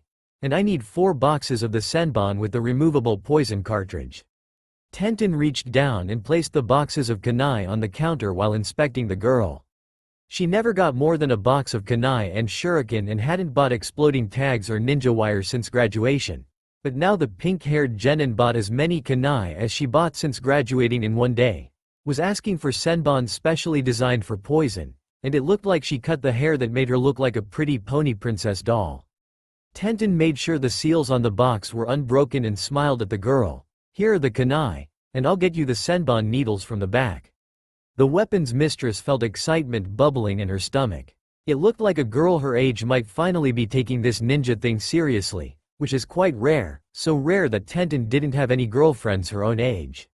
Most of the prospective kunoichi in her class drooled over the flavor of the month and only talked about dumb music, clothes, or crappy movies. Tenten didn't bother wasting her time trying to fit in where she wouldn't. Nowadays she only womaned the desk at the store or trained and did missions with her team. But there was only so much time a sane person could be around Guy and Lee without going on a killing spree. Tenten grabbed the boxes of senbon and walked out front before placing the boxes in front of the pinkette and pulling out the demonstration model of the needle and holding it out so the girl could clearly see it and demonstrated the mechanisms. This is the model that you got. You pop the capsules in like this and pull it out like so. When the tip pierces the target, the capsule gets punctured and the poison leaks out holes near the tip. There are 100 per box, and because I've never seen you throw them before, I'll throw in a half box of regular senbon. Tenten put the items in a bag before handing it to the girl. Is that all you need, miss? I'm sorry I never got your name. Mine is Tenten. Sakura was taken back by the abruptness of the question and it took her a moment to grab the bag and respond. My name is Sakura. It's nice to meet you, Tenten. And yes, that's all I need, thank you. The brunette punched the numbers into the register. That will be 100 ryu. After receiving the money, Tenten gave Sakura a real smile. If you want, I can take you out back to our range and give you some pointers on throwing those. People have told me I have a knack for weapons. Sakura smiled gratefully at the older girl. Thank you so much, that would be so helpful. I have some scrolls, but they aren't as helpful as a real teacher. Sakura strolled down the street feeling lighter than happier than she had in a while, even before Sasuke's death. After she declared her intention to pursue Sasuke, all the friends the young girl had disappeared and became rivalries. Sakura devoted all her time to pursuing the Uchiha, but part of the obsession was the loneliness Sakura felt when she sat home in her room staring at the blank walls. Now she was taking her first steps towards becoming a competent kunoichi, and on top of that made a new friend in Tenten, and that was the best thing about the day so far. It may only have been training, but it was the first time Sakura spent time with a girl without arguing in a long time, and they scheduled another training session. The pinkette smiled and looked up at the perfectly clear sky and basked in the beauty of the day until she walked into something. The girl landed on her butt and brought her gaze back down to earth to see bright blonde hair with the bangs hanging over bright blue eyes, and whisker-marked cheeks were stretched in a sheepish smile.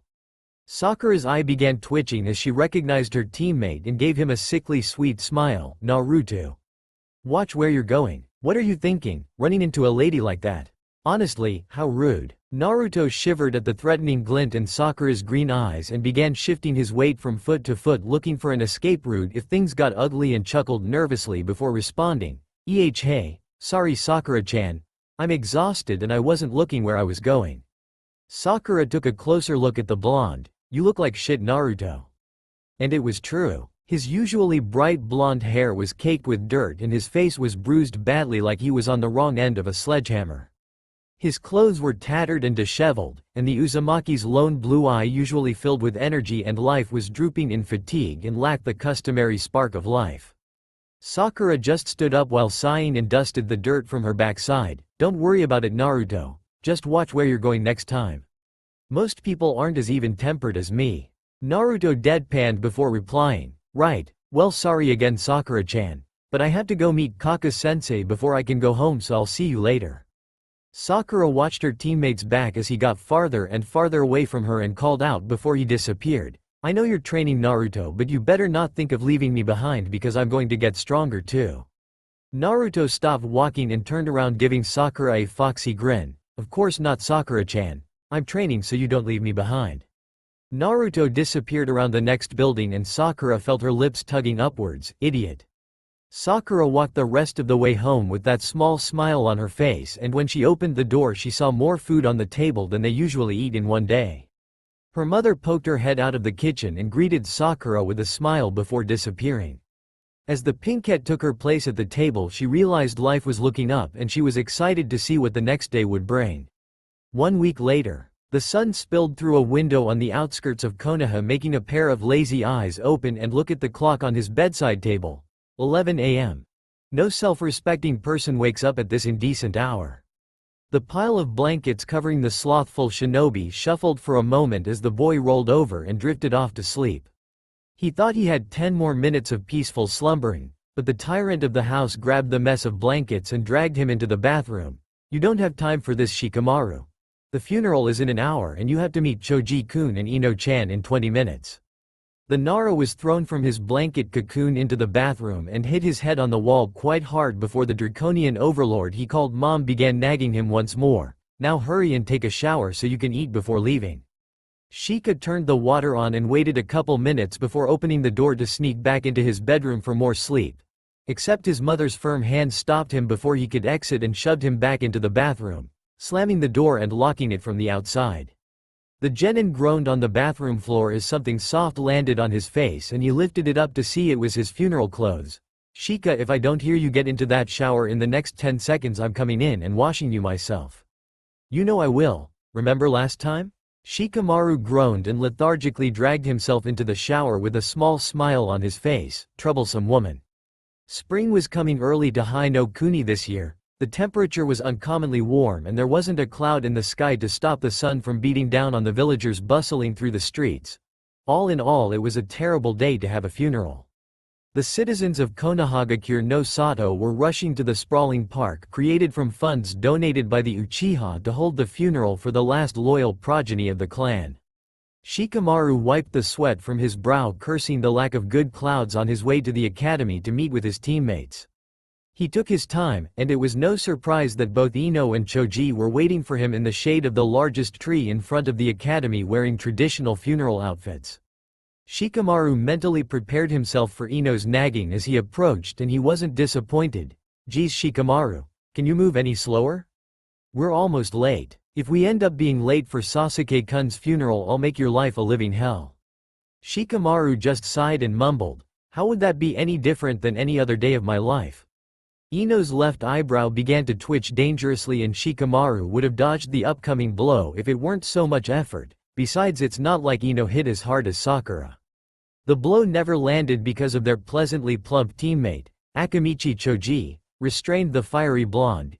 "Easy there, Ino. If you hurt Shikamaru, we really will be late."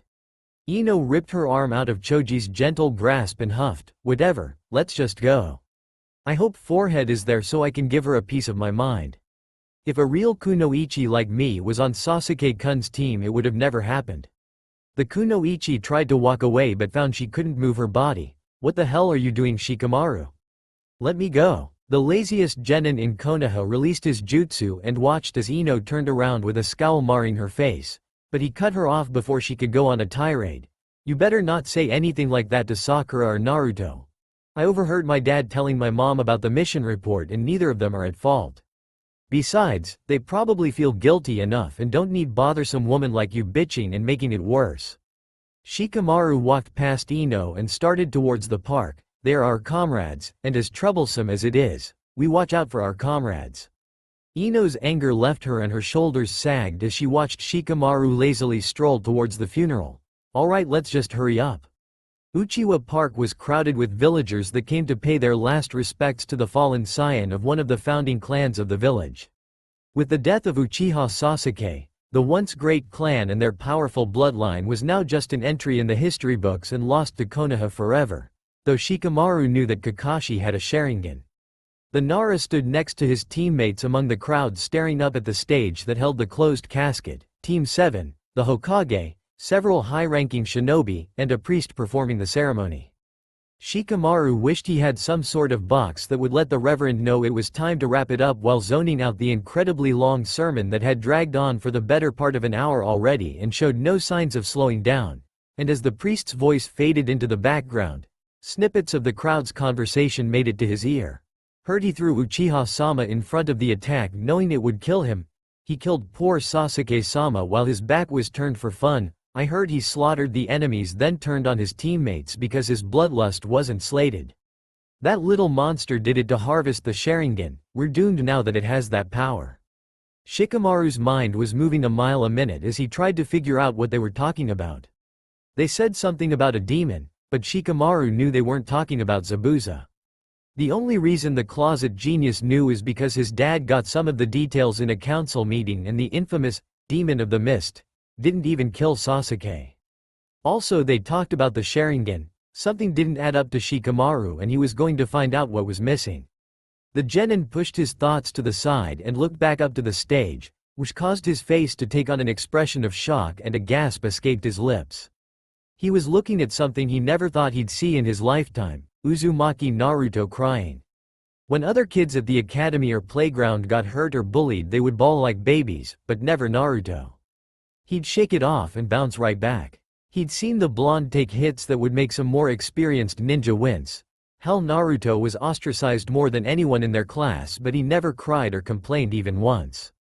Shikamaru felt his stomach knotting in guilt as he remembered how lonely his classmate used to be and how little he did about it. And the boy also knew Naruto would be depressed after one of his few friends died, but the lazy shinobi was always quick to dismiss the thought because then he'd have to go visit the blonde even if it wouldn't have taken that much effort. The blonde lost one of his few friends and his so-called other ones didn't even go visit him once. Shikamaru felt like scum. Troublesome. Shika was shaken from his guilt trip as he overheard a conversation in the crowd. Can you believe that thing is crying? He's really crying? Yeah, it's definitely fake. Creatures like him can't shed tears. Demons can't cry. Yeah, that's my point. Weren't you listening to what we're saying? But look at him, that doesn't look fake. He looks so anguished. Don't tell me you're buying that crap, it's all an act, a trick. Yeah, being a trickster is its nature. Remember all the pranks. I don't know, other kids pull pranks too, and most of theirs are pretty cruel. All of Naruto's were harmless and definitely not as bad as some other ones by imitation pranksters trying to steal his crown. What are you saying? Have you gone mad? No, maybe I'm finally sane. Shikamaru couldn't hear anything else because the priest reached a high point in his sermon and raised his voice trying to increase the emotion. The lazy genin just used an ancient Nara technique to block noise so they could sleep in any situation as he wondered why they were talking about Naruto like that. That guy also said demon in a conversation that was clearly about Naruto, and apparently Sasuke jumped in front of the genin. Shikamaru then noticed that Naruto was wearing his headband like his sensei and his eyes widened as he realized that the blonde may have the Sharingan and people were blaming him for Sasuke's death. Shikamaru sighed and looked up at the sky trying to figure out why.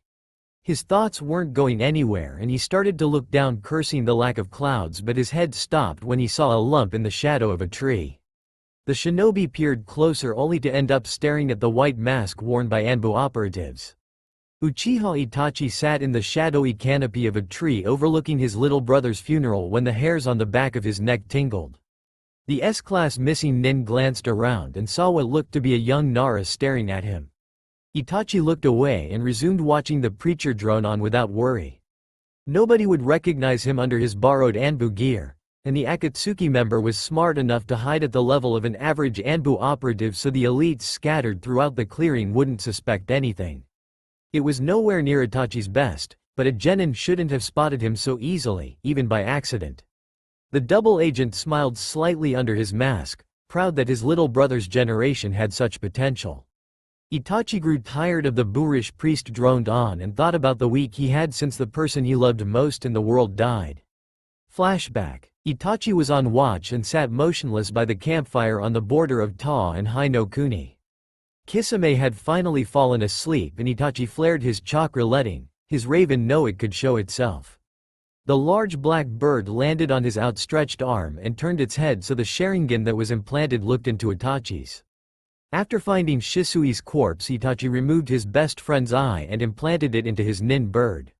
He wanted to remove the other one too, but there wasn't enough time and Kotoa Matsukami was far more dangerous than the subtle mind-twisting powers of the other one, despite its long recharge time. The undercover agent's eyes widened as the telepathic link was made and he fought back the tears knowing there would be time for grief later. His little brother, his light, his hope for the future was gone from this world. All of Itachi's carefully laid and formulated plans hinged on Sasuke. Now that he was gone they were shattered, and with the illness ravaging his body the chances of accomplishing his goals all but disappeared. The last surviving Uchiha cursed as his mind raced to salvage anything he could. The most normal Akatsuki member rose and silently packed up knowing he would have to return to his village.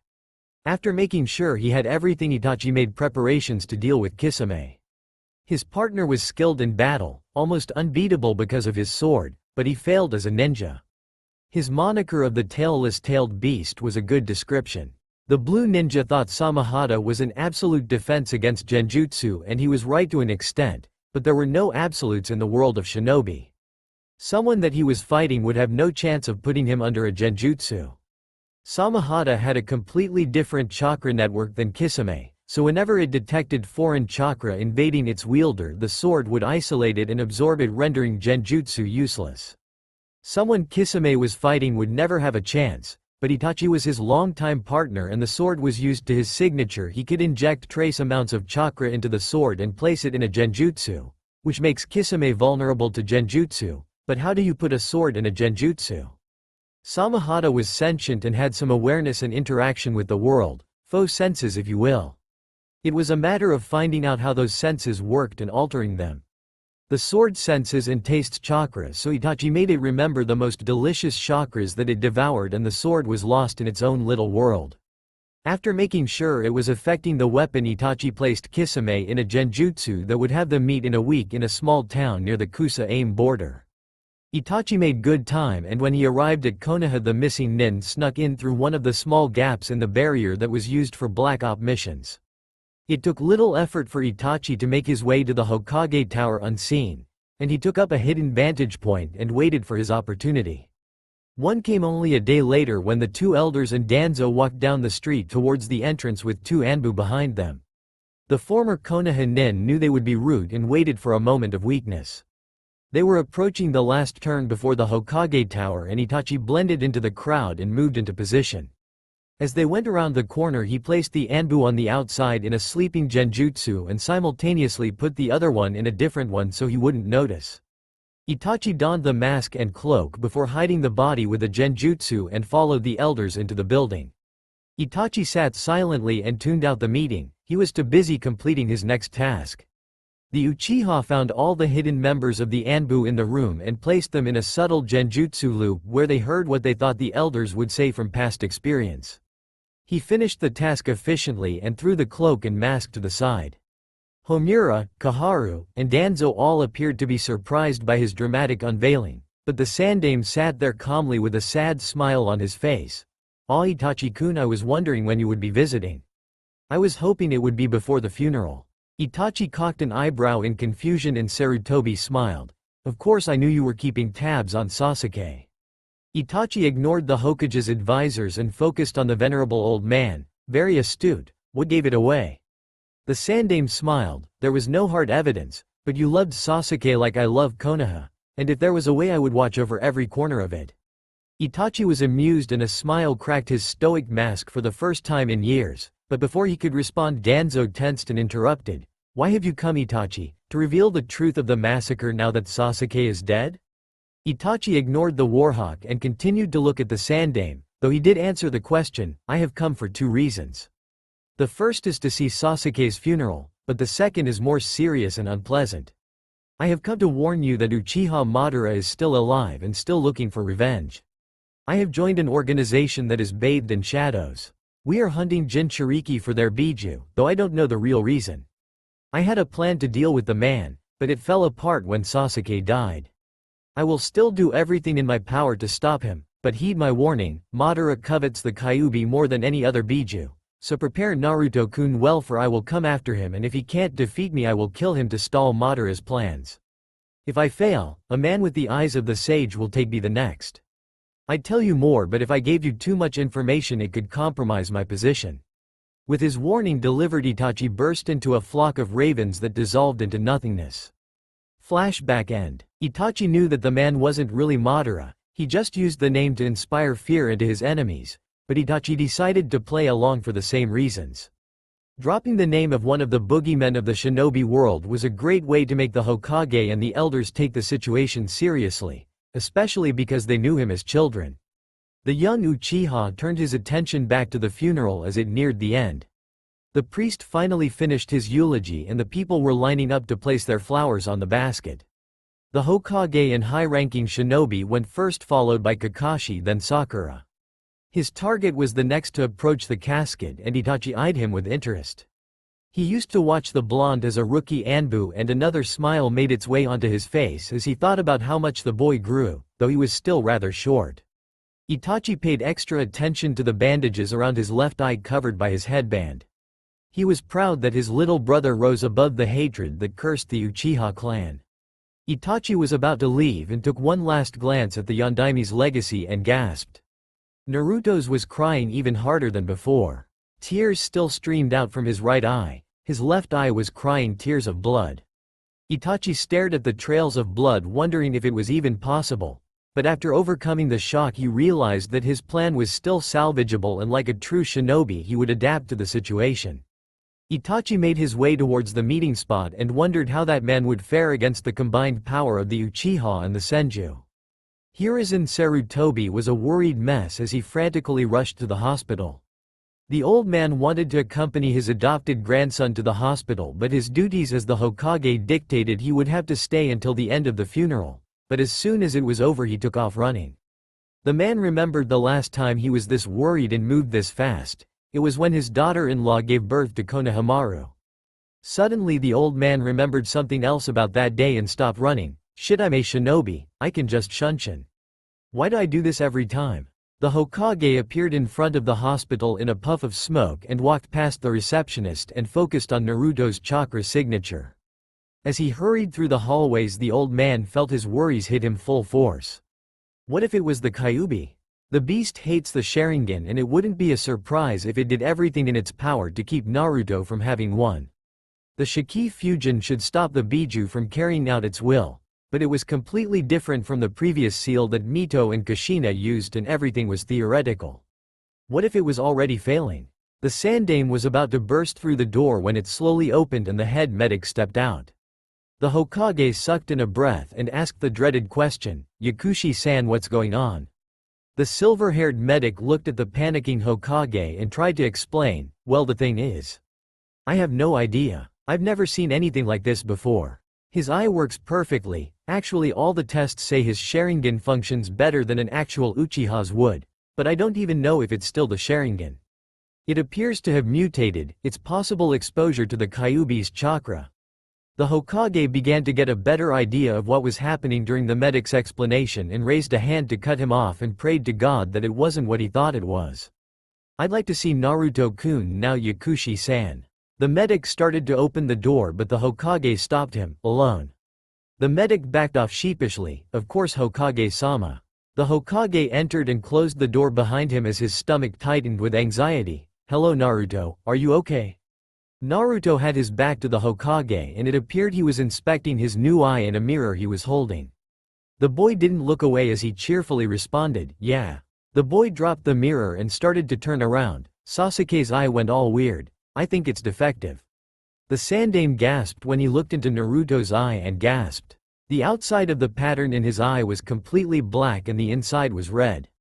3 ellipses intersected forming a 6-point star and on the inside were 2 triangles, one upside down and one regular one creating another 6-pointed star. The Hokage's worst fears were confirmed and he could only gasp, "Mangekyo." Naruto stared into the mirror the hospital staff provided him while reflecting on the last week and all the strides he made. The blonde was improving his Kage Bunshin no Jutsu. Instead of trying to overwhelm his opponent with numbers, the teen would have smaller squads of shadow clones assault the enemy in a coordinated attack. After placing the mirror on the bedside table, Naruto looked at his developing muscles. It was surprising to the boy just how much stronger and faster he was able to get in a short 7 days. Gai-sensei may have been a complete and total loon, but he was a loon that was unmatched in taijutsu.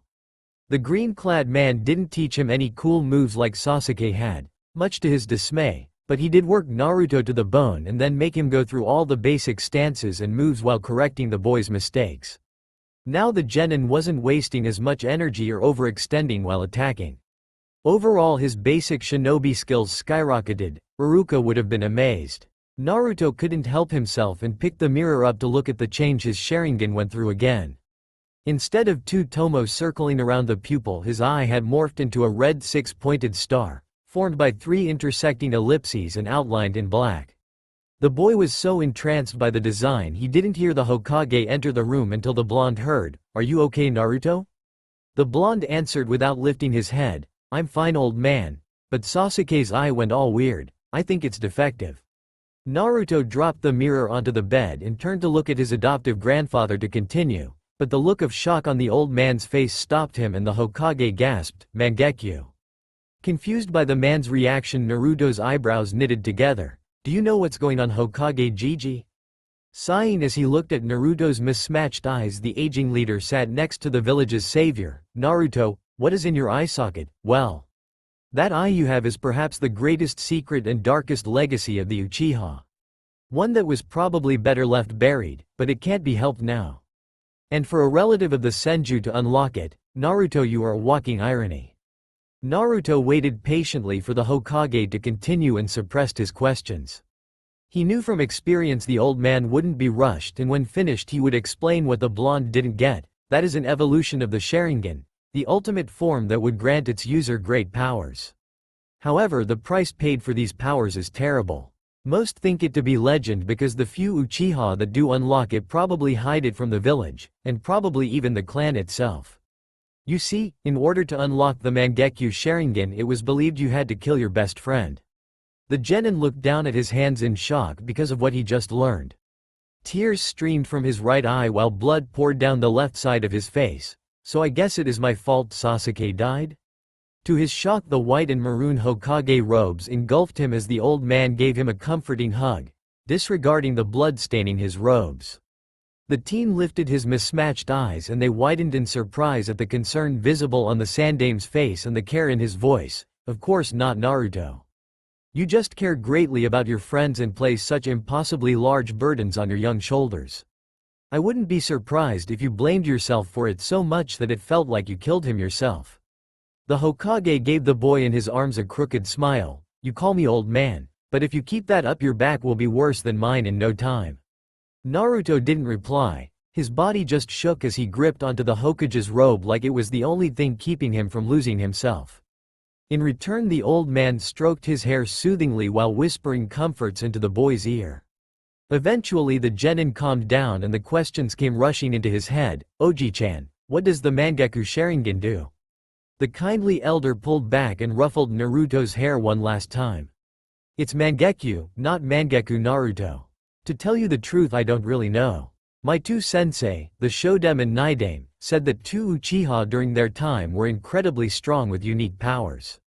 They said they saw these two men put people in comas with a glance and had the ability to use fires hotter than anything they've ever felt, and my teachers fought Yotan users." The blonde could hardly contain his excitement as the Hokage's explanation continued. He was considering jumping around the room and celebrating, but he figured that wouldn't be very ninja-like. Naruto turned to face the old Kage with his usual grin spread across his cheeks. "That's awesome, Jii. I'm gonna be even more awesome than before. You better start clearing out that desk because I'm coming for that hat soon." Instead of smiling like the old man usually would after the proclamation, a severe frown was directed at Naruto. "You should know by now that the number or strength of your techniques isn't the most important thing a shinobi needs. Secondly, I don't want you to use that eye unless you absolutely see no other choice." It was rumored that those Uchiha's eyesight began degrading after they activated the Mangekyo. Also, that is a powerful tool. If word got out you had one, well, it wouldn't be the first time someone was kidnapped for a dujutsu. The chibi Naruto dancing inside the blonde's head suddenly stopped his celebration and a horrified look made its way onto the real blonde's face. "What? I don't want Sasuke's eye to go blind. What am I going to do, Jii? Naruto began pacing frantically before slamming a fist into his palm. "Yosh, I'll just never use it." The Hokage's stern visage melted as he watched the genin's antics. First try reducing the amount of chakra you have running to the eye. He paused as Naruto picked up the mirror and sighed in relief when his eye morphed back to the regular Sharingan, except 3 tomos circled the pupil now. Once he was sure the boy's attention was back on him, Sarutobi continued, I also wouldn't recommend never using the eye. You have been given a useful tool and shouldn't shun it. Sasuke gave you his eye to protect yourself and your comrades, so if the situation calls for it I'm sure he wouldn't mind you using the Mangekyo. Just don't overuse it. Naruto rested his chin on his palm and thought about the Hokage's advice before nodding sagely. That makes sense. I wish I was as smart as you, old man. Placing an arm around the blonde's shoulder, Hiruzen started walking them towards the door. I'm not that smart, Naruto. When you've been around as long as I have, you just tend to notice things. Also, don't tell any of your friends about the eye. It will only lead to problems and uncomfortable questions.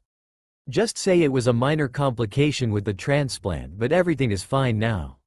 Naruto slipped out from under Sarutobi's arm. Okay, Gramps, and you're right. You aren't smarter than me, just old. Really, really old. The genin laughed and dodged a playful swipe of the Hokage's wizened hand. See you later, old man. Don't stay up all night doing paperwork. It's not healthy for someone your age. The Hokage followed the genin at a more subdued pace while muttering, just wait, boy. You'll get yours too. Sakura could hardly contain her excitement as she practically skipped to the training grounds, ready to show her team how much she had improved. The kunoichi went to the flower shop every day after studying basic first aid for training in the basics of herbology. The genin was mostly learning about the different types of plants and their effects and training to properly mix ingredients without wasting any. According to the Yamanaka, she was a natural and her movements were swift. The teen also trained with Tenten a couple times over the last week and was felt confident enough to use senbon needles in live training. A smile broke out across the pinkette's face as she patted her pouch that contained a prototype of a weapon designed by the weapon's mistress.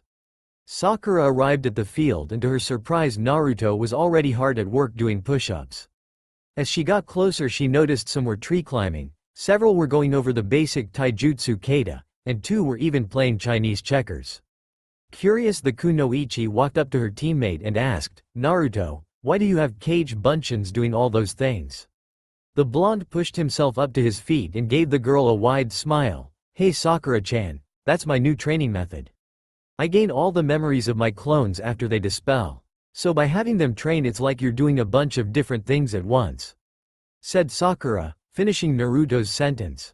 She then stared over at the 2 clones playing the board game. Okay. But why are they playing Chinese checkers over there? Naruto stretched his back while answering, oh, well Hokage Gigi once told me the hardest person to overcome was yourself.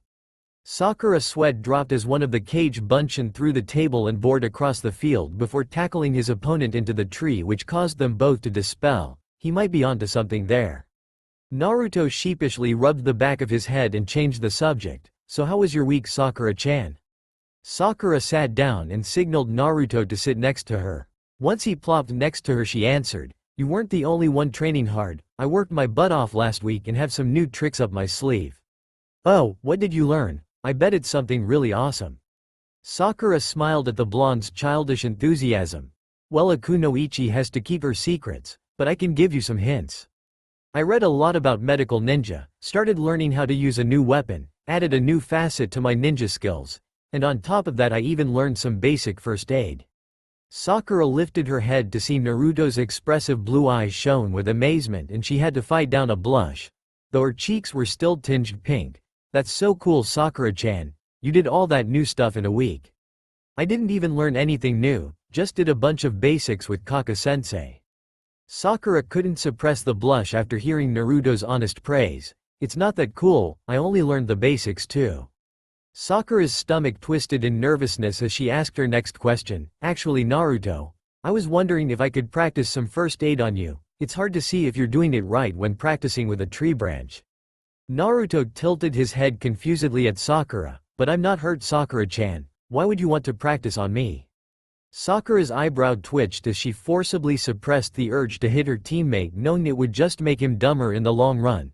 I know that, Baka. But you don't want the first time you use the technique to be on a person that really needs it. Naruto's mouth formed a large O before he answered, No problem Sakura, I'd love to. He unzipped his orange jacket and tossed it to the side. What do you need me to do? Sakura looked to the ground in embarrassment before saying, well, I'll need you to take your shirt off too. If the girl was looking up, she would have seen Naruto's face light up to a Hinata red as he stuttered and poked his fingers together. Well, I guess I could. Maybe. Sakura lifted her green eyes just as Naruto lifted his shirt. She expected him to be a bit pudgy because of all the calories, carbs, and salts in ramen, but he seemed on the skinny side for a civilian his age. Naruto, do you only eat ramen? If you were a villager I'd say you were in shape, but a shinobi needs to have more muscle mass.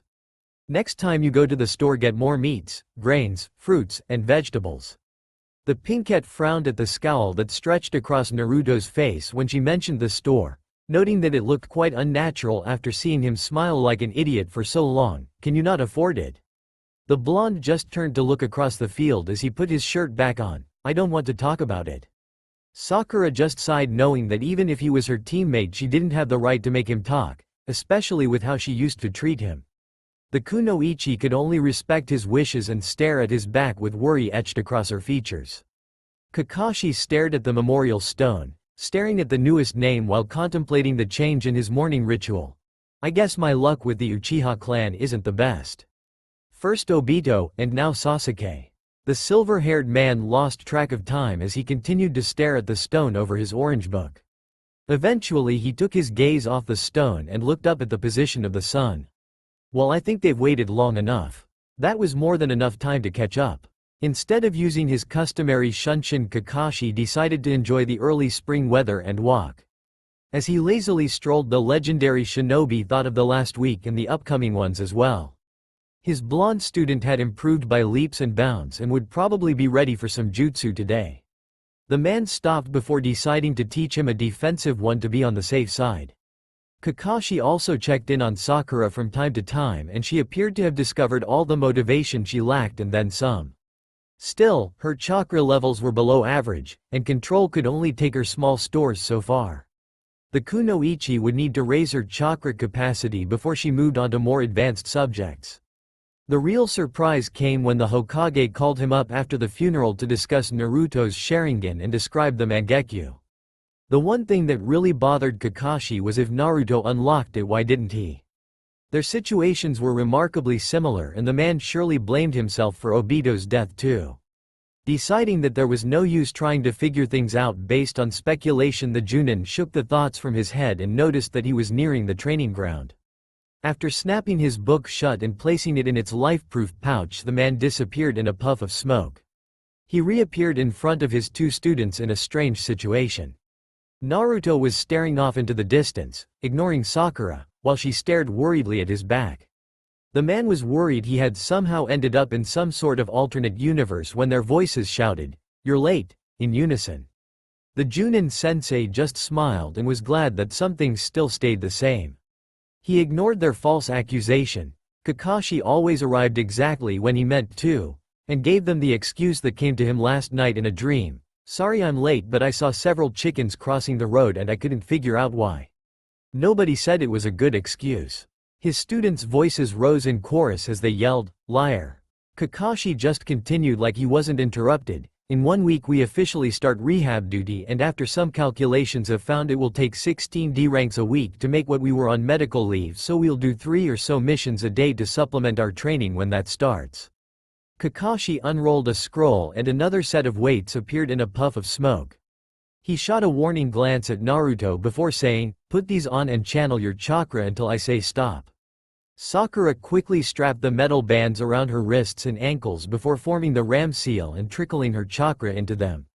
Once it began to look like she was struggling, he interrupted her. "Okay, stop, that's not bad for now, but it's still pretty light." He inwardly laughed at the look on Naruto's face and Sakura's cheeky mumbling before explaining the rest of her regime. "Okay, now I want you to go over there and do 200 sit-ups, push-ups, and pull-ups.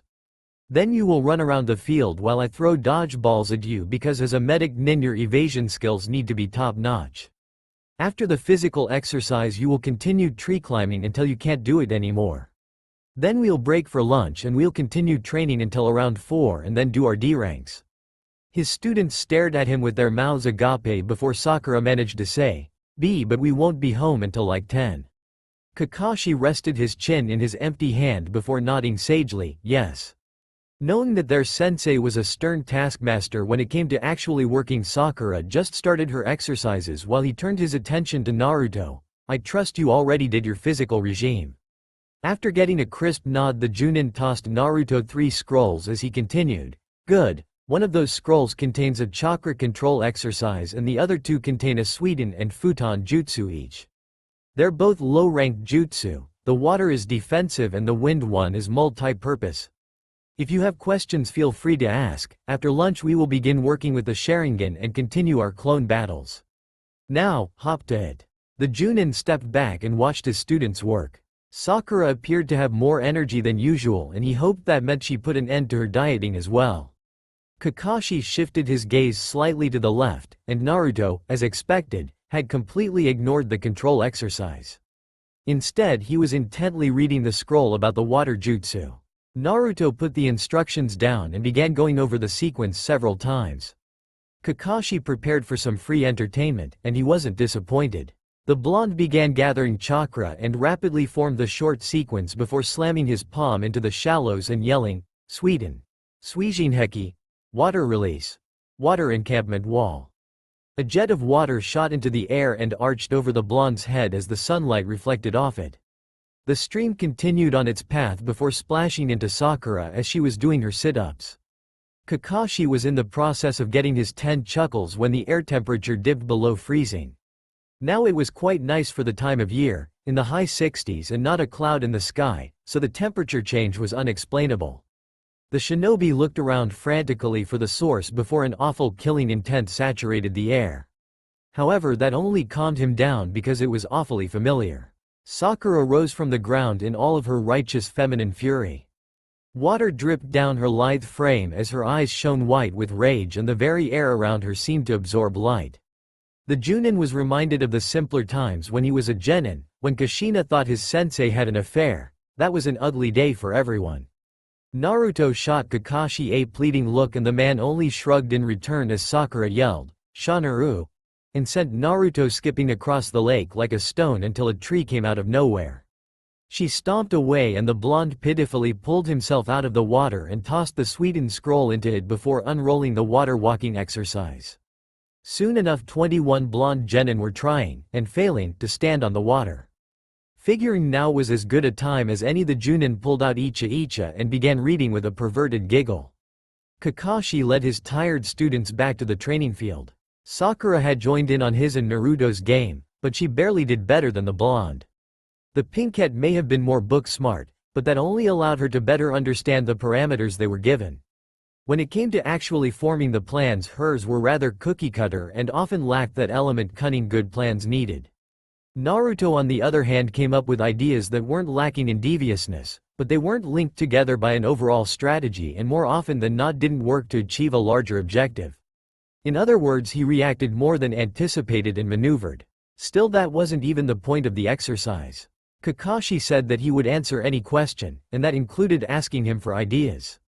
The most important thing that they would learn is to never assume anything no matter how far-fetched. Once that happened, everything else would come in time. Once the trio returned to the field, Kakashi broke down the afternoon. Okay Sakura, our main priority now is to build your chakra capacity. I would teach you water walking, but it wouldn't do anything for your chakra control, so just continue tree climbing. Once you start to get tired, I'll attack you with shuriken and taijutsu, but you have to stay in the trees. Sakura walked over to a patch of trees and Kakashi created a cage bunshin that began blowing up a balloon as he turned his attention to his sensei's son. Okay Naruto, we're going to be having another one of our clone battles. I can use 1 shadow clone, 2 water clones, and an earth clone. He took the inflated balloon from his clone and wrapped it in a blanket before handing it to Naruto. You can use 3 cage bunshin and yourself. Your objective is to guard that balloon, which represents a baby. If at any point during the exercise it pops, you have to join Guy and Lee on their post-pre-breakfast snack, pre-dawn workout. The genin cradled the package tightly to his body and shivered in fear because he knew there was no way to avoid that workout. His sensei was just humoring him. He took off towards another patch of woods and Kakashi's clone platoon followed. eager to use him as a punching bag. Seeing that his two students were set, he pulled out the greatest thing since sliced bread and gave a brief thought to the rest of the afternoon. After making sure Naruto didn't just blindly react to what the Sharingan showed him, they could work on some basic hypnosis and genjutsu, because God knows how bad he'd be at them without the dojutsu. Then they'd move on to identifying different elemental chakra before studying the flow of it in and out of the body. Kakashi sighed because that was his basic plan with Sasuke before. The Junin turned his attention to his book before he could mope further because the man had already filled his daily quota. "Akiko-chan, you dirty girl. Are you really going to do that with Haruo?" Sakura watched the sunset and the sky change colors as she walked home. The pinkette let the cool breeze rush over her aching body as she lost herself in thoughts. Today was everything that she expected. It felt good to see Kakashi and Naruto again. At the same time, today was nothing like she expected. Without focusing all of her attention on Sasuke, the kunoichi was able to notice things about her other teammate that she didn't before. The blonde was incredibly open about a lot of things but would clam up about certain subjects or deflect them with a goof moment. Sakura had to stop thinking and waved to Tenten when she heard the brunette's voice, but the older girl had to catch up with her team before she could do anything else.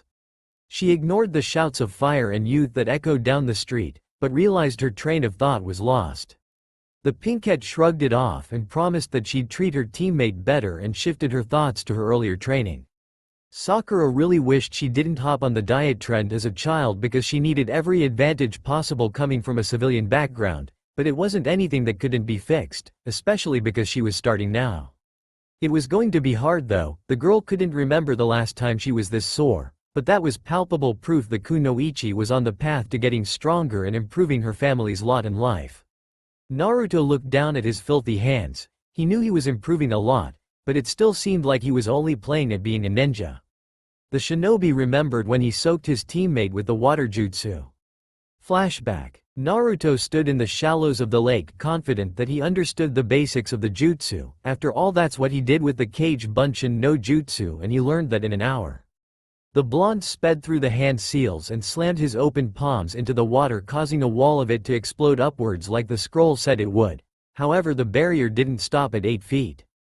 The water arched over the genin's head and he admired the sparkling light shining through it. But then it splashed onto Sakura and he wondered how it didn't freeze on contact because he couldn't stop shivering. A wave bloodlust far greater than any he'd ever known crashed over him and the animals in the training ground fled for safety. Naruto tried to follow but found his legs wouldn't move because his knees were shaking so much. The blonde watched as Sakura stood and water dripped down her body. He gulped after getting a glimpse of her features and tightened his sphincter. Sakura's face was red, not the cute shy blush that he only ever saw around Sasuke, but an angry, "I'm going to rip your spleen out your asshole," red. Her eyes shone a demonic white that promised untold pain, and Naruto could do nothing but watch as the terrifying beauty stalked towards him. Naruto quivered in fear and waited for death, but instead a sickly sweet voice reached his ears. A voice that implied if the answer wasn't satisfactory then retribution would be swift and brutal. He pleaded with Kakashi using his eye, but the man ignored him. Knowing there was no help coming, he racked his brain for an acceptable response. Unfortunately for our blonde hero, the answer didn't exist. WLUSC. You looked really hot and I thought you'd like it if I cooled you down. The blonde instantly knew it was the wrong answer when he heard, "Shanaru," and her fist slammed into his cheek before it felt like he was bouncing across concrete. The genin opened his eyes and could only see a green and brown blur that was rapidly approaching. After impact, the boy was able to confirm it was a tree before it inexplicably became night and the stars came out. Unbeknownst to him, Sakura just stood on the other side of the pond blushing as inner Sakura said, "Did you hear that? He called us hot, cha." Flashback end. After Naruto dragged himself back to shore, Sakura apologized profusely before lecturing him on using untested jutsu around other people. She then suggested he try controlling his chakra instead of just shoving it into the jutsu and hoping it worked. After realizing the kunoichi was right, Naruto ditched the Suijinheki scroll. He was too scarred to learn that jutsu and opened the water walking one. The boy looked back at his dirty hands and realized it wasn't enough. He was improving, true, but it wasn't fast enough. The genin was behind everyone else after the academy, so he had to step it up. The blonde looked up and realized he was at his apartment building, and before he stepped inside made a silent promise. From now on it's time to get serious, I'm going to work harder than ever. I'll get up early to work with the Fuzzy Brow group, then I'll work extra hard on my strategy, jutsu and Sharingan, and by the end of the week I'll hit a stilled target in the bullseye 10 out of 10 times. Feeling better, the blonde walked into his building so he could collapse into bed. The next 3 weeks flew for Team 7. Naruto kept his word and trained hard 6 days a week. He would have trained 7, but Sakura, Kakashi, even Guy and Lee insisted that he take at least 1 day to recuperate. Every day after practice the blonde would work with the spandex-wearing duo. It was going so well that he increased his weights twice and was learning a new taijutsu style. Guy called it Uzuken. He said he forgot exactly where he learned it, but it was one of the styles that he based his Goken off of. The premise was to keep your opponent off guard with quick attacks and constant motion. When they did strike, you wouldn't block but try to increase their momentum and put the target off balance, creating openings to strike. It didn't stop there though. When the Junin demonstrated it on Naruto, he had the genin spinning like a top. The Eyebrow Brigade also discovered Sasuke's gift when his headband got knocked off during a spar, or getting my ass handed to me by Lee time, as Naruto liked to call it. As soon as they found out, Lee proclaimed Naruto his second eternal rival for having such intense flames of youth. Even Guy cried manly tears because Naruto was learning the style without using the eyes copying ability. Once Naruto was able to use the dojutsu in spars, his skills with it skyrocketed. He was able to process the information and react how he wanted to instead of blindly following the eye. One time it told him to jump over Lee's kick, but he smashed his head into a large branch above his head. Normally the blonde would have used the tree to dodge, but the eye said it was easier to jump, so he did out of reflex, knowing a branch was above him, and smashed his head. The genin's skill with hypnosis was improving as well, although his genjutsu was still abysmal. And if you add in the fact that he got lunch most days, it wasn't a bad 3 weeks for the blonde. Sakura also managed to stay busy. She learned how to make some non-lethal poisons with Ino's mom, although the pinkette could only make the liquid ones as of now because they were easiest and safest to work with. But soon she would be able to work with the powdered forms and could branch off into gas from there.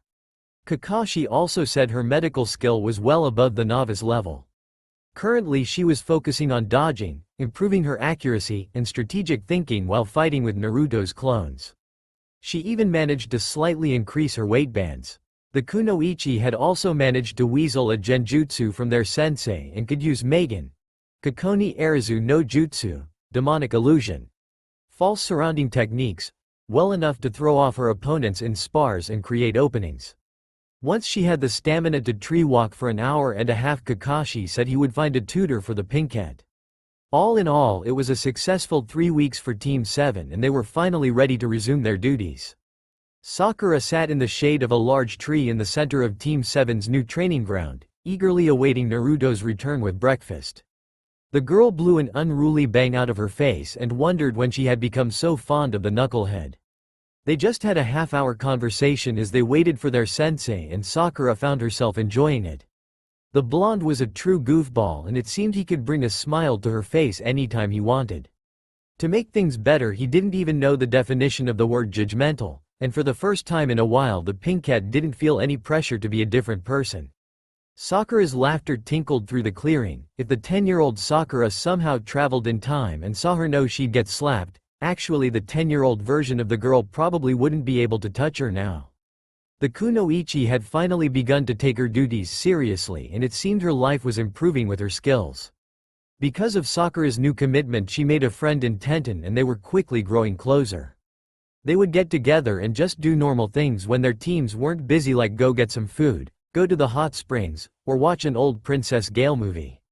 The girl sighed as she recalled the rumor the next movie that was getting filmed in Yuki no Kuni had gotten cancelled. Perhaps the biggest surprise this past month was Naruto, though that shouldn't be surprising. They switched roles after their first day of training and Sakura followed the blonde around and pestered him about grocery shopping until he caved and introduced her to Gama-chan, who was pleasantly plump from Naruto's savings, and she was given some money for groceries. When Sakura brought the first delivery, she was surprised at the state of Naruto's apartment. mainly the lack of debris covering the floor. The pink cat was expecting a war zone, but there was no mildew, rodents, cockroaches, odor, or any type of mold. It was just messy. Clothes were strewn about the apartment, gardening supplies for the plants by the window were left haphazardly in random places, and his kitchen was filled with old ramen containers and some dirty dishes. She didn't let him know that she was somewhat impressed and proceeded to scold the boy about bringing guests back to a messy apartment because somebody needed to look out for him. They proceeded to have an impromptu cleaning session and it was actually somewhat fun. Flashback. Sakura looked over at Naruto while he washed the bathroom's sink and mirror. They had just finished cleaning the toilet and the pink cat was cleaning his shower while he finished the other surfaces. The blonde pouted while scrubbing the glass and the pink cat stifled a giggle. He looked like a petulant child that just got denied a toy. It was actually kinda cute. Sakura was oblivious to the thought as an idea popped into her mind. She plugged the drain and filled the tub with some water. Once it had a decent amount of water in it, the teen cupped her hands and launched some at Naruto. He turned and started grumbling when he saw her smile before turning back around while grumbling. She pouted that he didn't take the bait and reached for the plug. But an arm snaked around her waist while another grabbed her shoulder and began to lower the girl into the tub face first. Deciding she wouldn't go without a struggle, the kunoichi reached back and grabbed the arms wrapped around her and pulled the blonde in too. After throwing their clothes in the washer, changing into some of Naruto's old clothes, and recleaning the wet bathroom, they zoomed through the rest of the house. When they were finishing up and taking care of the blonde's bedroom, he hit Sakura with a pillow while she was making the bed. The kunoichi turned her head and saw Naruto's blue eye gleaming with mischief, so grabbed the other pillow on the bed and let out a war cry before charging. After a brutal and underhanded war, the two fell back onto Naruto's bed laughing. Sakura turned to smack the boy's face with her pillow but gasped and let it go instead. The light from the sunset was pouring in through the windows and covered Naruto like a blanket. His golden blonde hair seemed to glow, and the sweat glistening on his tan skin was highlighted as his chest rose and fell rapidly. He turned to the kunoichi, his blue eye filled with happiness and content, and Sakura fought the urge to stroke his whiskered cheek as her stomach twisted. It wasn't an uncomfortable feeling though. A blush covered the girl's face when the blonde's hand reached up to brush some of the hair away that was sticking to her cheek. "Sorry, that was annoying me." The knot in her stomach tightened even more when something brushed her inner thigh. Sakura looked down to see that Naruto's leg moved in between hers when he shifted. It felt like steam was blowing out of her ears as the kunoichi's brain shut down and she reacted purely on instinct, and slugged Naruto in the face. Flashback end. Sakura finally realized what she liked about Naruto. He made the boring and mundane entertaining. Suddenly the sound of footsteps reached the pink cat's ears and she looked up to see the boy who was occupying her thoughts walking towards her while munching a stick of dango. When Naruto reached the kunoichi, he handed her the bag while saying, "Sorry it took so long, but I was waiting at the bakery for a fresh bag of sticky buns." Sakura's eyes shone with unbridled joy as she pulled one out of the bag and bit into the frosted treat. "He even brought me my favorite breakfast. Yes, Naruto is officially my friend." While nibbling on her delicious bun, the blonde asked, "So what do you think our new teammate will be like?" Sakura licked the frosting off her fingers while pondering. "Well, the next class hasn't graduated, meaning it will probably be somebody off the reserves lists, so they'll probably be older." Naruto tossed the last empty stick of dango over his shoulder. "That sounds right. You're so smart, Sakura-chan. But do you think they'll be a loser? I was the dead last and still managed to pass. What does that say about this person?" The girl let out a sigh. "Don't jump to conclusions, Naruto, you're a special case." Sakura missed Naruto's nervous look as she closed her eyes and savored the next bite of her breakfast. "If you worked as hard as you do now in the academy, you might have been the rookie of the year. Besides, there's a lot of reasons people were in the reserves. Some people lose a team member like us, while others don't pass the test because they don't understand the concept of teamwork and undergo a crash course. For all you know, we'll get an older, stronger teammate with more experience too." Naruto blushed at Sakura's unintentional compliment as a puff of smoke appeared from nowhere and their sensei stepped out of it saying, "Sorry I'm late, but I was on my way here and I saw an old lady whose rabid dog was stuck in the tree. Naturally I had to rescue it, but before I could give it back to its owner I had to discover the cure so she didn't get infected." Sakura's eyebrow twitched as her and Naruto's voices rose in unison. Liar.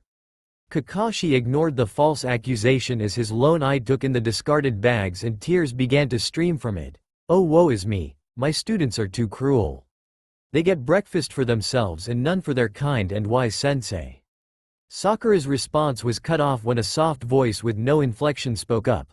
Why didn't you mention anything of this dog to me? Also, why did you not tell them about the mysterious person that was calling your name and caused you to look all over the marketplace for 2 hours? A pale boy with inky black hair and charcoal eyes stepped out from behind Kakashi. He appeared to be about their age and wore a plain skin-tight black shirt that only had a sleeve over the right arm, gray standard-issue shinobi pants, a small black backpack, and a ninja pouch secured to his right leg. The boy's dull eyes roved over his two teammates with no interest while they stared curiously. Kakashi took note of the awkward silence and pushed the teens together. Sakura, Naruto, why don't you two introduce yourselves to the new member of Team 7? Before they could, the boy bowed formally. Hello, my name is Sai and it is nice to meet you both. I have heard that when somebody is your friend you give them a nickname. If you don't mind, I would like to give nicknames to the two of you as a sign of our new friendship. The teens shared a questioning glance before Naruto shrugged and Sakura replied, why not? Having no idea there was a perfectly good answer to that question. Sai gave the two a more thorough inspection. I have also read that you should give nicknames based on physical traits. Sai stepped closer to Naruto and gave him one more look over. I think the perfect name for you would be, oh I know, less. Naruto went from smiling to frowning in under a second. It looked like he was going to pummel Sai, so Sakura restrained him. Don't overreact, I bet it's a joke. Right, Sai? She turned to the boy only to see he was ignoring her and while staring intently, and I shall call you, ugly. Now it was Naruto who was holding Sakura back, although she was slowly dragging the blonde across the ground, even though his heels were anchored in the dirt. However, the Jinchuriki's efforts ended when she turned her glare on him and he let go before running behind their sensei's legs in fear. Sakura stopped in front of the pale boy, who might not get paler after she killed him, and spoke in a sickly sweet voice, that's nice. Now I have something to give you. A plastic smile covered Sai's face, but it was quickly wiped off when Shanaru echoed through the village and Sakura's fist impacted with his cheek. Sai flew into the distance till he was a speck on the horizon and Sakura turned and flashed a victorious peace sign. Later that night many villagers would lay on their rooftops and look for shooting stars because one was visible during the day. Kakashi was standing in front of the memorial stone finishing up his morning ritual. It's been an interesting 2 weeks since Sai was introduced to Naruto and Sakura's fist. The time Team 7 spent together was both amusing and annoying for the different members of Kakashi's squad. The elite Junin thoroughly enjoyed the nicknames Sai gave to his teammates and the punishment they, mostly Sakura, doled out in return. His favorite blonde and pinkhead were quickly getting to the end of their metaphorical ropes with their socially inept teammate. He even heard something about a great place to hide a body the other day. Sai, he didn't really feel much about his time with Team 7 at all. The problem was the teamwork between the three. Sai viewed his two teammates as tools to accomplish an objective instead of precious comrades, while his two teammates would rather slaughter puppies than work with the frustrating boy. Sai didn't understand emotions and social interaction at all, so he didn't know that his two teammates would get mad at his name-calling.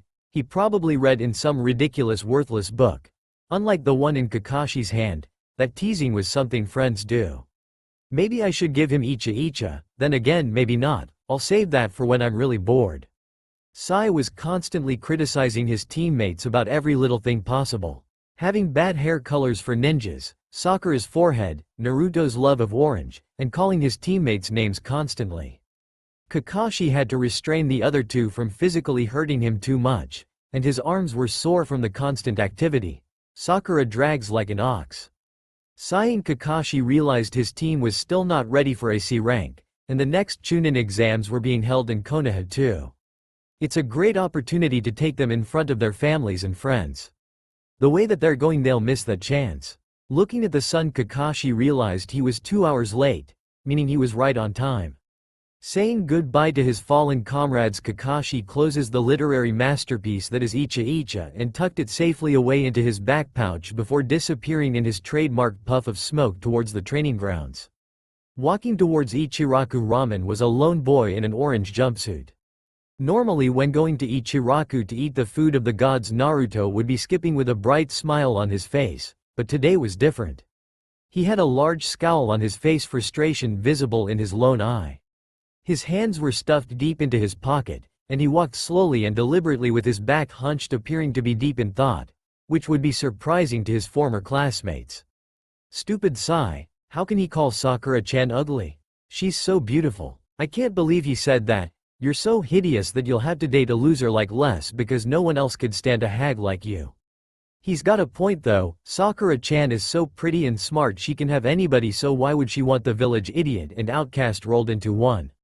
Sighing, Naruto tried to raise his spirits.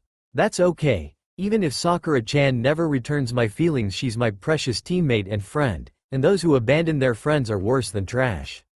Besides, it's not like I need a reason to protect her, I want to no matter what.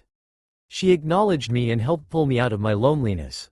She is one of my precious people, and Uzumaki Naruto protects his precious people. The image of his fallen brother's face appeared in his mind while his shoulders slumped even more. I'm still slacking off. I have to get way stronger. I'm not even close to my goal of being Hokage yet. Well, from here on out Uzumaki Naruto kicks it into high gear, Ibeo. I'll meet bushy brows every day at 5 in the morning to work on my taijutsu and increase my weights till I can't stand again. I'll practice all the hand signs and my jutsu till I can do it in my sleep. I'll improve my chakra control even more too. Now I'll spar on top of water while balancing leaves all over my body. I'm gonna train so hard that no one will be able to stop me, Ibeo. Oh shit, I almost sounded like super bushy brows there. I wonder, are the eyebrows a side effect of the youthfulness disease? Team 7 sat in a circle catching their breath. Kakashi had to go to a Junin meeting and dismissed them for lunch. Usually their sensei would take them out or provide the lunch while gleefully whacking his students over their head with Mr. Twig. Needless to say, they were at a loss what to do without him. I want sushi, it's been too long since I had sushi. That's gross, who wants to eat raw fish? It's all about Ichiraku Ramen, Data Boyo. I really have no preference at all. God, Naruto, whenever we go get lunch you always want to go to Ichiraku. If you don't want sushi, let's go to the barbecue or a place that doesn't serve just ramen. But Sakura-chan, I want ramen. You can have barbecue ramen. Really, Naruto, what do you not get? I just don't want ramen. We went 3 times last week. Regular people like to have something, call it variety in their diet. Why don't we just go to separate places and meet up back here? I don't care what you do, Sai, but I haven't seen Naruto all week, so I want to go get lunch together. Will they even let you into a restaurant? You're so ugly you'd probably scare customers away and make the people inside lose their appetite. Sakura-chan, calm down a little. Don't be hasty, if you kill him we could go to jail. Shanuru. Ha, never mind. Hey Naruto, what's that behind your foot? Looking down, Naruto saw a book with a worn green cover and yellowed pages lying by his feet. It had a picture of a boy with silver hair and black eyes on one side, and on the other cover is a picture of what looks like a younger Sai. Opening the book up, Naruto looked shocked. Wow, this is pretty good. Sidling up to Naruto, Sakura looked at the book from under the gap in his arm. Yeah, that's really good. I didn't know Sai was this skilled at drawing. I just figured he could sketch those ink animals that he uses. Hey, check it out. It looks like this boy is fighting a bunch of monsters like it's some kind of adventure. Naruto squinted his eyes and nodded his head. Yeah, that makes sense. Flipping through the pages, Naruto noticed it changed around the middle of the book. Hey, look at this now, it looks like Sai is fighting monsters. What's going on? Sakura looked as she snagged the book and flipped through the pages. No, you're supposed to read Sai's part from this end. See, if you go from the middle he loses weapons, but when you go from the back cover of the book he gets the enemy's weapons like the other boy. So it looks like they would meet in the middle. I wonder if they have to fight. Naruto peered over Sakura's shoulder, their cheeks almost touching. I don't know, that seems kind of dark. A voice interrupted Naruto's musing. May I have my book back? Looking up, Sakura saw Sai standing in front of them. Laughing embarrassedly, Sakura handed over the book. Sure, here you go. But what are you going to draw in the middle, if you don't mind me asking? Sai flipped open the book and looked at the 2 blank pages in the middle. I forgot. The book was originally supposed to be a gift for my Ni-san, but he died before I could give it to him. Naruto got a sad look on his face. I'm sorry, you must have felt terrible. Sai raised an eyebrow at Naruto. What do you mean I didn't feel anything? Ignoring their scandalous looks, he continued, I have no emotions. The pale shinobi received two questioning stares until Sakura spoke up. No emotions, what do you mean? It's quite simple, what do you not understand? I feel no emotions. No happiness, sadness, fear, anger, or anything else. Naruto looked shocked at what Sai was saying. Everyone has emotions, Sai, we're humans. Putting the book back in his backpack, Sai stood up. We don't have much time left for lunch. I will go get you ramen and sushi and return to the training field. Watching him walk away, Sakura turned to Naruto with a confused expression on her face and he simply replied, yeah, I know. It's been one long month since Sai's inclusion into Team 7 and Sakura was stretching after a long day of training. I'm surprised at how much better we've gotten this last month. Kaka-sensei actually has to put his book away and use some ninja tools to avoid capture during team exercises now. Sakura changed a great deal in the past month. Instead of her normal red and white dress, she now wears a fitted crimson dress that stops in the middle of her thighs with long wide sleeves that extend over her hands, hiding them from view. Along the edges of the dress there was a pink stripe about an inch thick, and then splitting the dress in the middle on the back and front were another two stripes that split in two as they reached her chest, going down the length of her sleeves, stopping when it met the horizontal stripe at the end of the sleeve. Hidden under her baggy sleeves were two prepared launchers, each holding 5 small senbon needles coated in poison. Around her waist was a pink belt with a crimson bag with small sections holding various types of poison gas pellets. Next to the crimson pouch was a black pouch containing a standard medical field kit. On her legs she had several multicolored senbon holsters, all representing various types of poisons, strapped over black bandages, and Sakura opted to change her red headband out for a black one. The only thing still left from her old outfit was a pair of black spandex shorts that she wore under her new dress. Looking at her teammates as they were sparring, she watched their deadly dance. Sai remained mostly unchanged, except he now had a tip-less tanto strapped horizontally across the small of his back. He was busy drawing some type of ink animal to launch at her other teammate, who changed a whole lot over the past 2 weeks. After the combined assault of Sakura's constant nagging and Sai's ridicule, Naruto adopted an outfit with considerably less orange. He now wore a white t-shirt with an orange Uzumaki swirl on the front. Over that he had a loose midnight blue jacket covered in pockets with another orange Uzumaki swirl on the back. He had black pants that stopped just above his ankle with a thin orange stripe going down the sides. On his right leg he had white tape with a blue kunai holster strapped to the outside of his thigh and a similar setup holding shuriken on his left. He also wore an orange belt with a pouch filled with smoke bombs, tear gas, a plethora of explosive notes, and pepper bombs to throw off trackers. They all acquired new skills that meshed well together and practiced several new team formations and maneuvers for different situations. They were quickly turning into cute little killing machines, as Kaka-sensei put it. We may not get along off duty, but when we get into a fight we handle ourselves pretty well. Naruto takes the front line while Sai gives him direct support, and I hang back giving a second level of support to both of them with my poisons and genjutsu. We're getting to be a well-oiled machine, and that means another C rank is coming. Sakura sat nervously recalling the last C rank mission that ended in tragedy. That was a freak accident, no way anything like that will happen this time. Trying to put the thoughts of Nami no Kuni from her mind, Sakura focused in on her other teammate that came back from the tragic mission. Aside from training and missions with Team 7, Sakura never saw her blonde teammate anymore. Now he's so good with a henge that Kakashi can't detect it, so he goes to the stores in his Oryoke no Jutsu form, fully clothed. Truthfully, Sakura missed it. She would come over and cook for him and he would eat it with a smile even if Sakura couldn't stomach it. I can make poisons extremely well and I follow the recipe exactly, why doesn't it come out good? Lack of cooking skills aside, Naruto trains before the team even meets up to start their day. And then he keeps training well after even Kakashi-sensei leaves, giving them no chance to get together outside of official duties and training. Hanging out with Tenten is fun, but it's not the same for some reason. Sakura definitely has a blast hanging out with Tenten when her schedule allows it, but neither girl really has any extra money to be throwing away, so they usually just train or hang out at Tenten's apartment. She really does enjoy her time with Tenten, but when she was hanging out with Naruto she could forget that she was a kunoichi trying to advance her place in the world and have fun like a normal teenage girl. Sighing as she watched Naruto's clone cut down one of Sai's ink animals while another squad of clones cornered him in preparation for the real Naruto to hit him with a futon. Daitopa ending the spar. Naruto was working himself to the bone and it definitely showed. She lost count of how many times he increased his weights since he got them. And he was also always sending clones off to do weird variations of chakra control exercises. Like doing cartwheels up trees while trying to stick as many leaves to himself as he could, or sparring on the water against his clones, once again sticking as many leaves to his bare skin as he could. And he doesn't look so malnourished anymore. At least he's still eating healthy. His body's looking much more muscular and much less skeletal. Inner Sakura chose that moment to try to break through the mental barriers surrounding her, damn straight.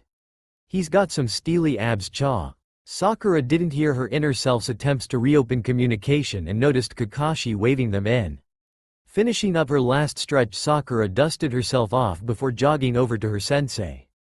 Alright team, before we dismiss for the day we're going to head in and see if we can get a C-rank mission for tomorrow. Tensing at that, Sakura turned and saw Sai's neutral expression, and Naruto looked excited? That idiot, how can he not be nervous? Doesn't he remember the last mission? Inner Sakura once again tried to voice her opinion. He's too stupid to get nervous. Whatever is in his path is just an obstacle on the way to Hokage. Sakura figured that if Naruto had someone to teach him early on and he applied himself, he would have competed with Sasuke for the Rookie of the Year in the academy. But then we wouldn't have been teammates. Shaking that thought away, because who really knows? Sakura smiled at her teammates' bravado and feeling slightly bolstered by it as she walked side by side with her two teammates, with Kakashi trailing slightly behind as the new Team 7 went to the missions office to get their first C rank since coming together, ready for anything coming their way. Kakashi gazed proudly at his students' backs as they walked to get their mission for tomorrow. The sight of his team coming together almost brought a tear to his eye. They grow up so fast. Naruto absorbed everything he was taught like a sponge. It may have taken a little time to explain something to him, but when finally got it down he understood it inside and out, and then generally takes the concept to an entirely new level. His mother's taijutsu style was perfect for him, and Naruto took to it like a true Uzumaki, getting the basics and learning the ideology of the style incredibly fast. He also learned 2 more jutsu, one of which is an attack jutsu, and was adapting to his new eye extremely well. He'll probably surpass me. Naruto has the chakra to use the eye far longer than I do. He now had several misdirection genjutsu and had a pretty good handle on hypnotizing people in battle. His blonde genin could easily identify elemental chakra and was starting to make out the flow of chakra, but he can't copy jutsu just yet. Sakura is advancing wonderfully and is well above the level a rookie genin should be in non-chakra related techniques and medical knowledge. The pinkette has become quite good with poisons and senbon, had a few genjutsu for hiding and misdirection, while her chakra reserves have increased to around the size of an average genin. It was almost time to get her a tutor in medical ninjutsu. Maybe he should try to repair some old bridges for the sake of his student. Even if she doesn't want to see me, I can probably convince her to take Sakura as a student part-time after she meets her. Single quote. Kakashi couldn't help sigh with his ink jutsu. However, it was one of the more interesting and useful techniques he'd seen in his years as a ninja. What he could create was limited by his imagination, and he could do amazing things with his ink constructs given enough time to draw and the right strategy. Kakashi was teaching Sai how to use the tip-less tanto that he wore around now, but besides that he didn't have much to teach him as of now. Maybe when he wants to branch into elemental jutsu. Despite the limited teaching, he fulfills his role on the field quite well and is talented at adjusting his strategies on the fly if needed. All of this was expected from a student of Danzo, along with his emotionless demeanor. He has been following Sai closely since his inclusion on Team 7, since Danzo personally trained the Pale Boy while he was in the reserves and clearly had his claws set deep in the youth. Kakashi followed his new student in the shadows, trying to see what the old war hawk wanted to gain by putting a possible agent on a team with Konoha's resident Jinchuriki. He had witnessed and eavesdropped on several personal meetings between Sai and Danzo, as well as had his nin dogs report the contents of some they witnessed, but on the surface the meetings were all on the level. Training schedule, what missions he has done, is he adapting to the new team well, Is their teamwork acceptable? Is he learning enough from the famous copy nin, etc.? It all seemed menial and boring, but when a person who used to run a clandestine organization that operated outside of the Hokage's jurisdiction, menial conversation could be code for anything. All Kakashi could do was follow his third student around closely, looking for anything incriminating Danzo to bring to the Sandaime. Watching his students' backs as they walked towards their first C rank since the last ended in tragedy, Kakashi was debating calling it off because of an ominous feeling in his stomach. He really wanted to continue to shelter his students and keep on training them, but real-world experience was the best trainer.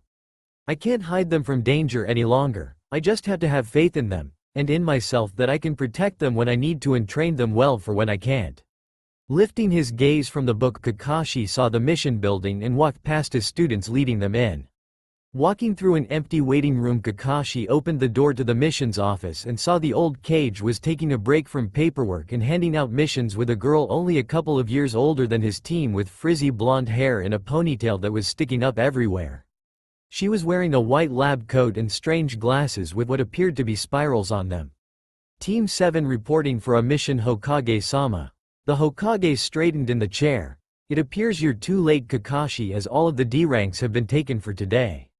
Kakashi nonchalantly flipped a page in his book and responded, "That's fine, Team 7 is requesting a C rank mission scheduled to start tomorrow, Hokage-sama." Giving them a once-over with his gaze lingering on Naruto, the Hokage asked, "Kakashi, you are sure that they can handle a C rank mission?"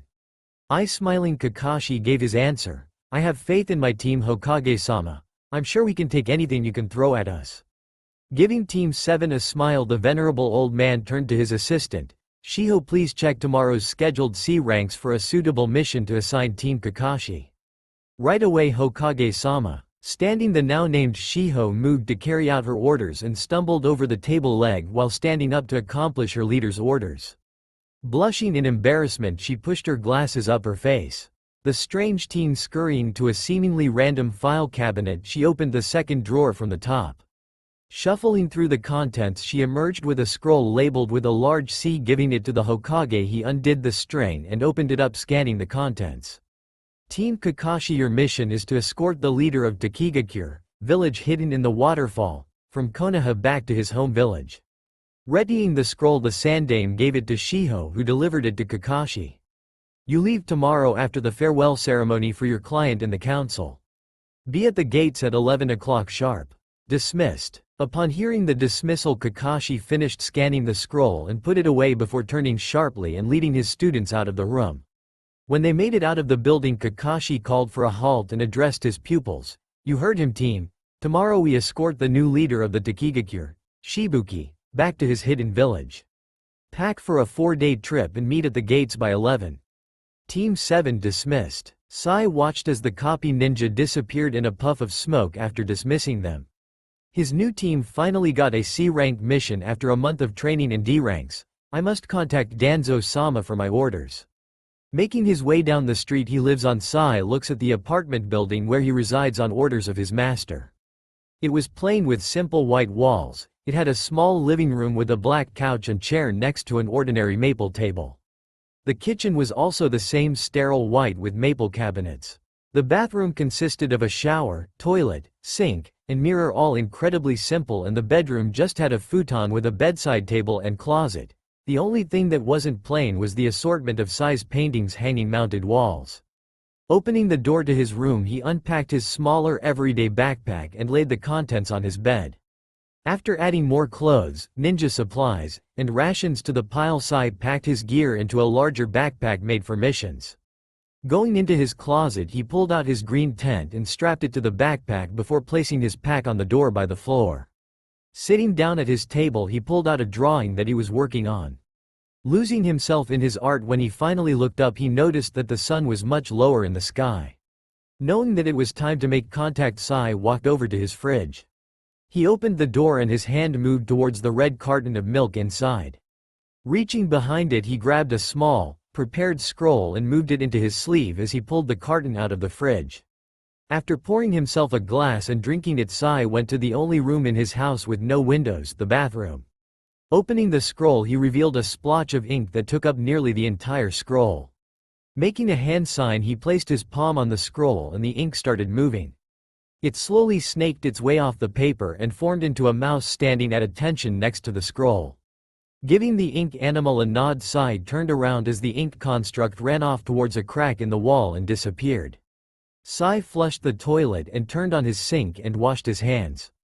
After cleaning the ink off himself, Sai left the bathroom and once again ventured out of his house to go get dinner. The stars were out and moon poking out above the horizon when Sai returned home. When he walked in the door, Sai noticed the empty scroll that he left open behind his large pack had writing on it. Pretending that something fell out, he rolled up the scroll and sealed it before packing it in his bag and zipped it up securely. Feeling no satisfaction for completing his assigned task, Sai turned his lights out and went to bed ready to carry out anything that his master ordered, but that was a tool's job after all. Outlying the suburbs on the west side of Konoha sat a modest two-story gray house with white shutters. It had an average-sized lawn with Japanese snow bushes alternating with barberry bushes forming a perimeter around the yard. Inside the barrier there was a small koi pond along a gravel path that led to a small deck and an ornate front door. Looking closely at the gravel path, there was a small black blob running up it. The small splotch then jumped up the steps to the porch and squeezed under the front door, entering the house. Once inside, the mouse scurried up the oak trimming to the second floor, where it once again squished itself under a door.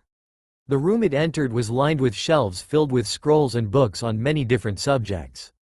There were no windows in the room. It was lit by candles and mirrors placed at strategic spots to spread light around the library. There was a large wooden desk in the center of the room with several books scattered on the top and a man writing a haiku onto an empty scroll with a walking cane perched on his chair. He had a wrinkled face with dark gray hair that poked out above white bandages that wrapped around his forehead and right eye, while his other eye was a cold charcoal. He wore a black hakama that only covered his right arm and came up above his shoulder, covering the right side of his neck up to his jaw. On the left side of his torso you could see he was wearing a white kimono underneath the black hakama.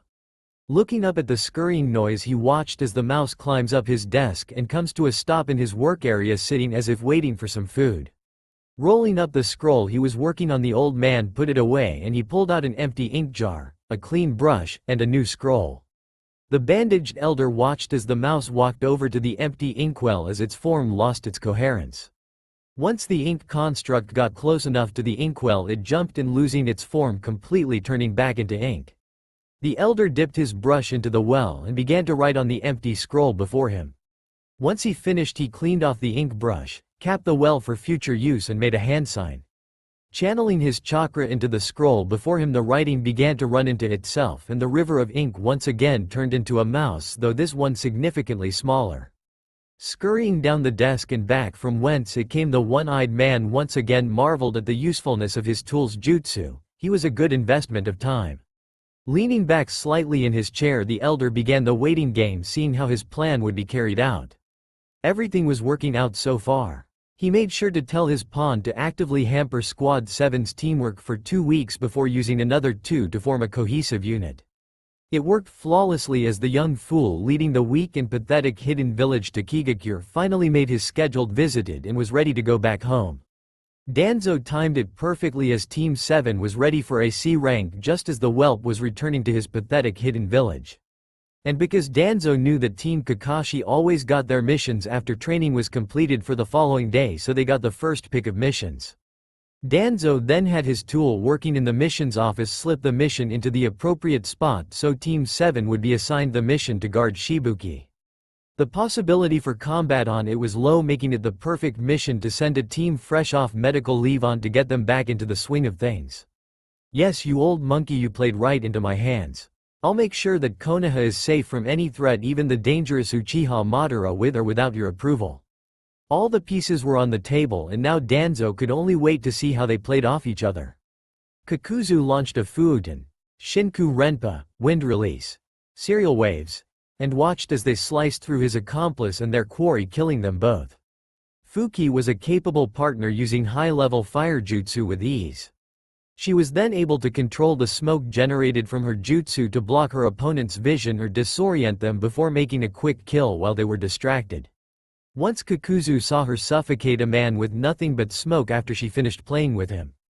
The ancient ninja always told her, "If you get in my way I'll kill you myself," and he did just that.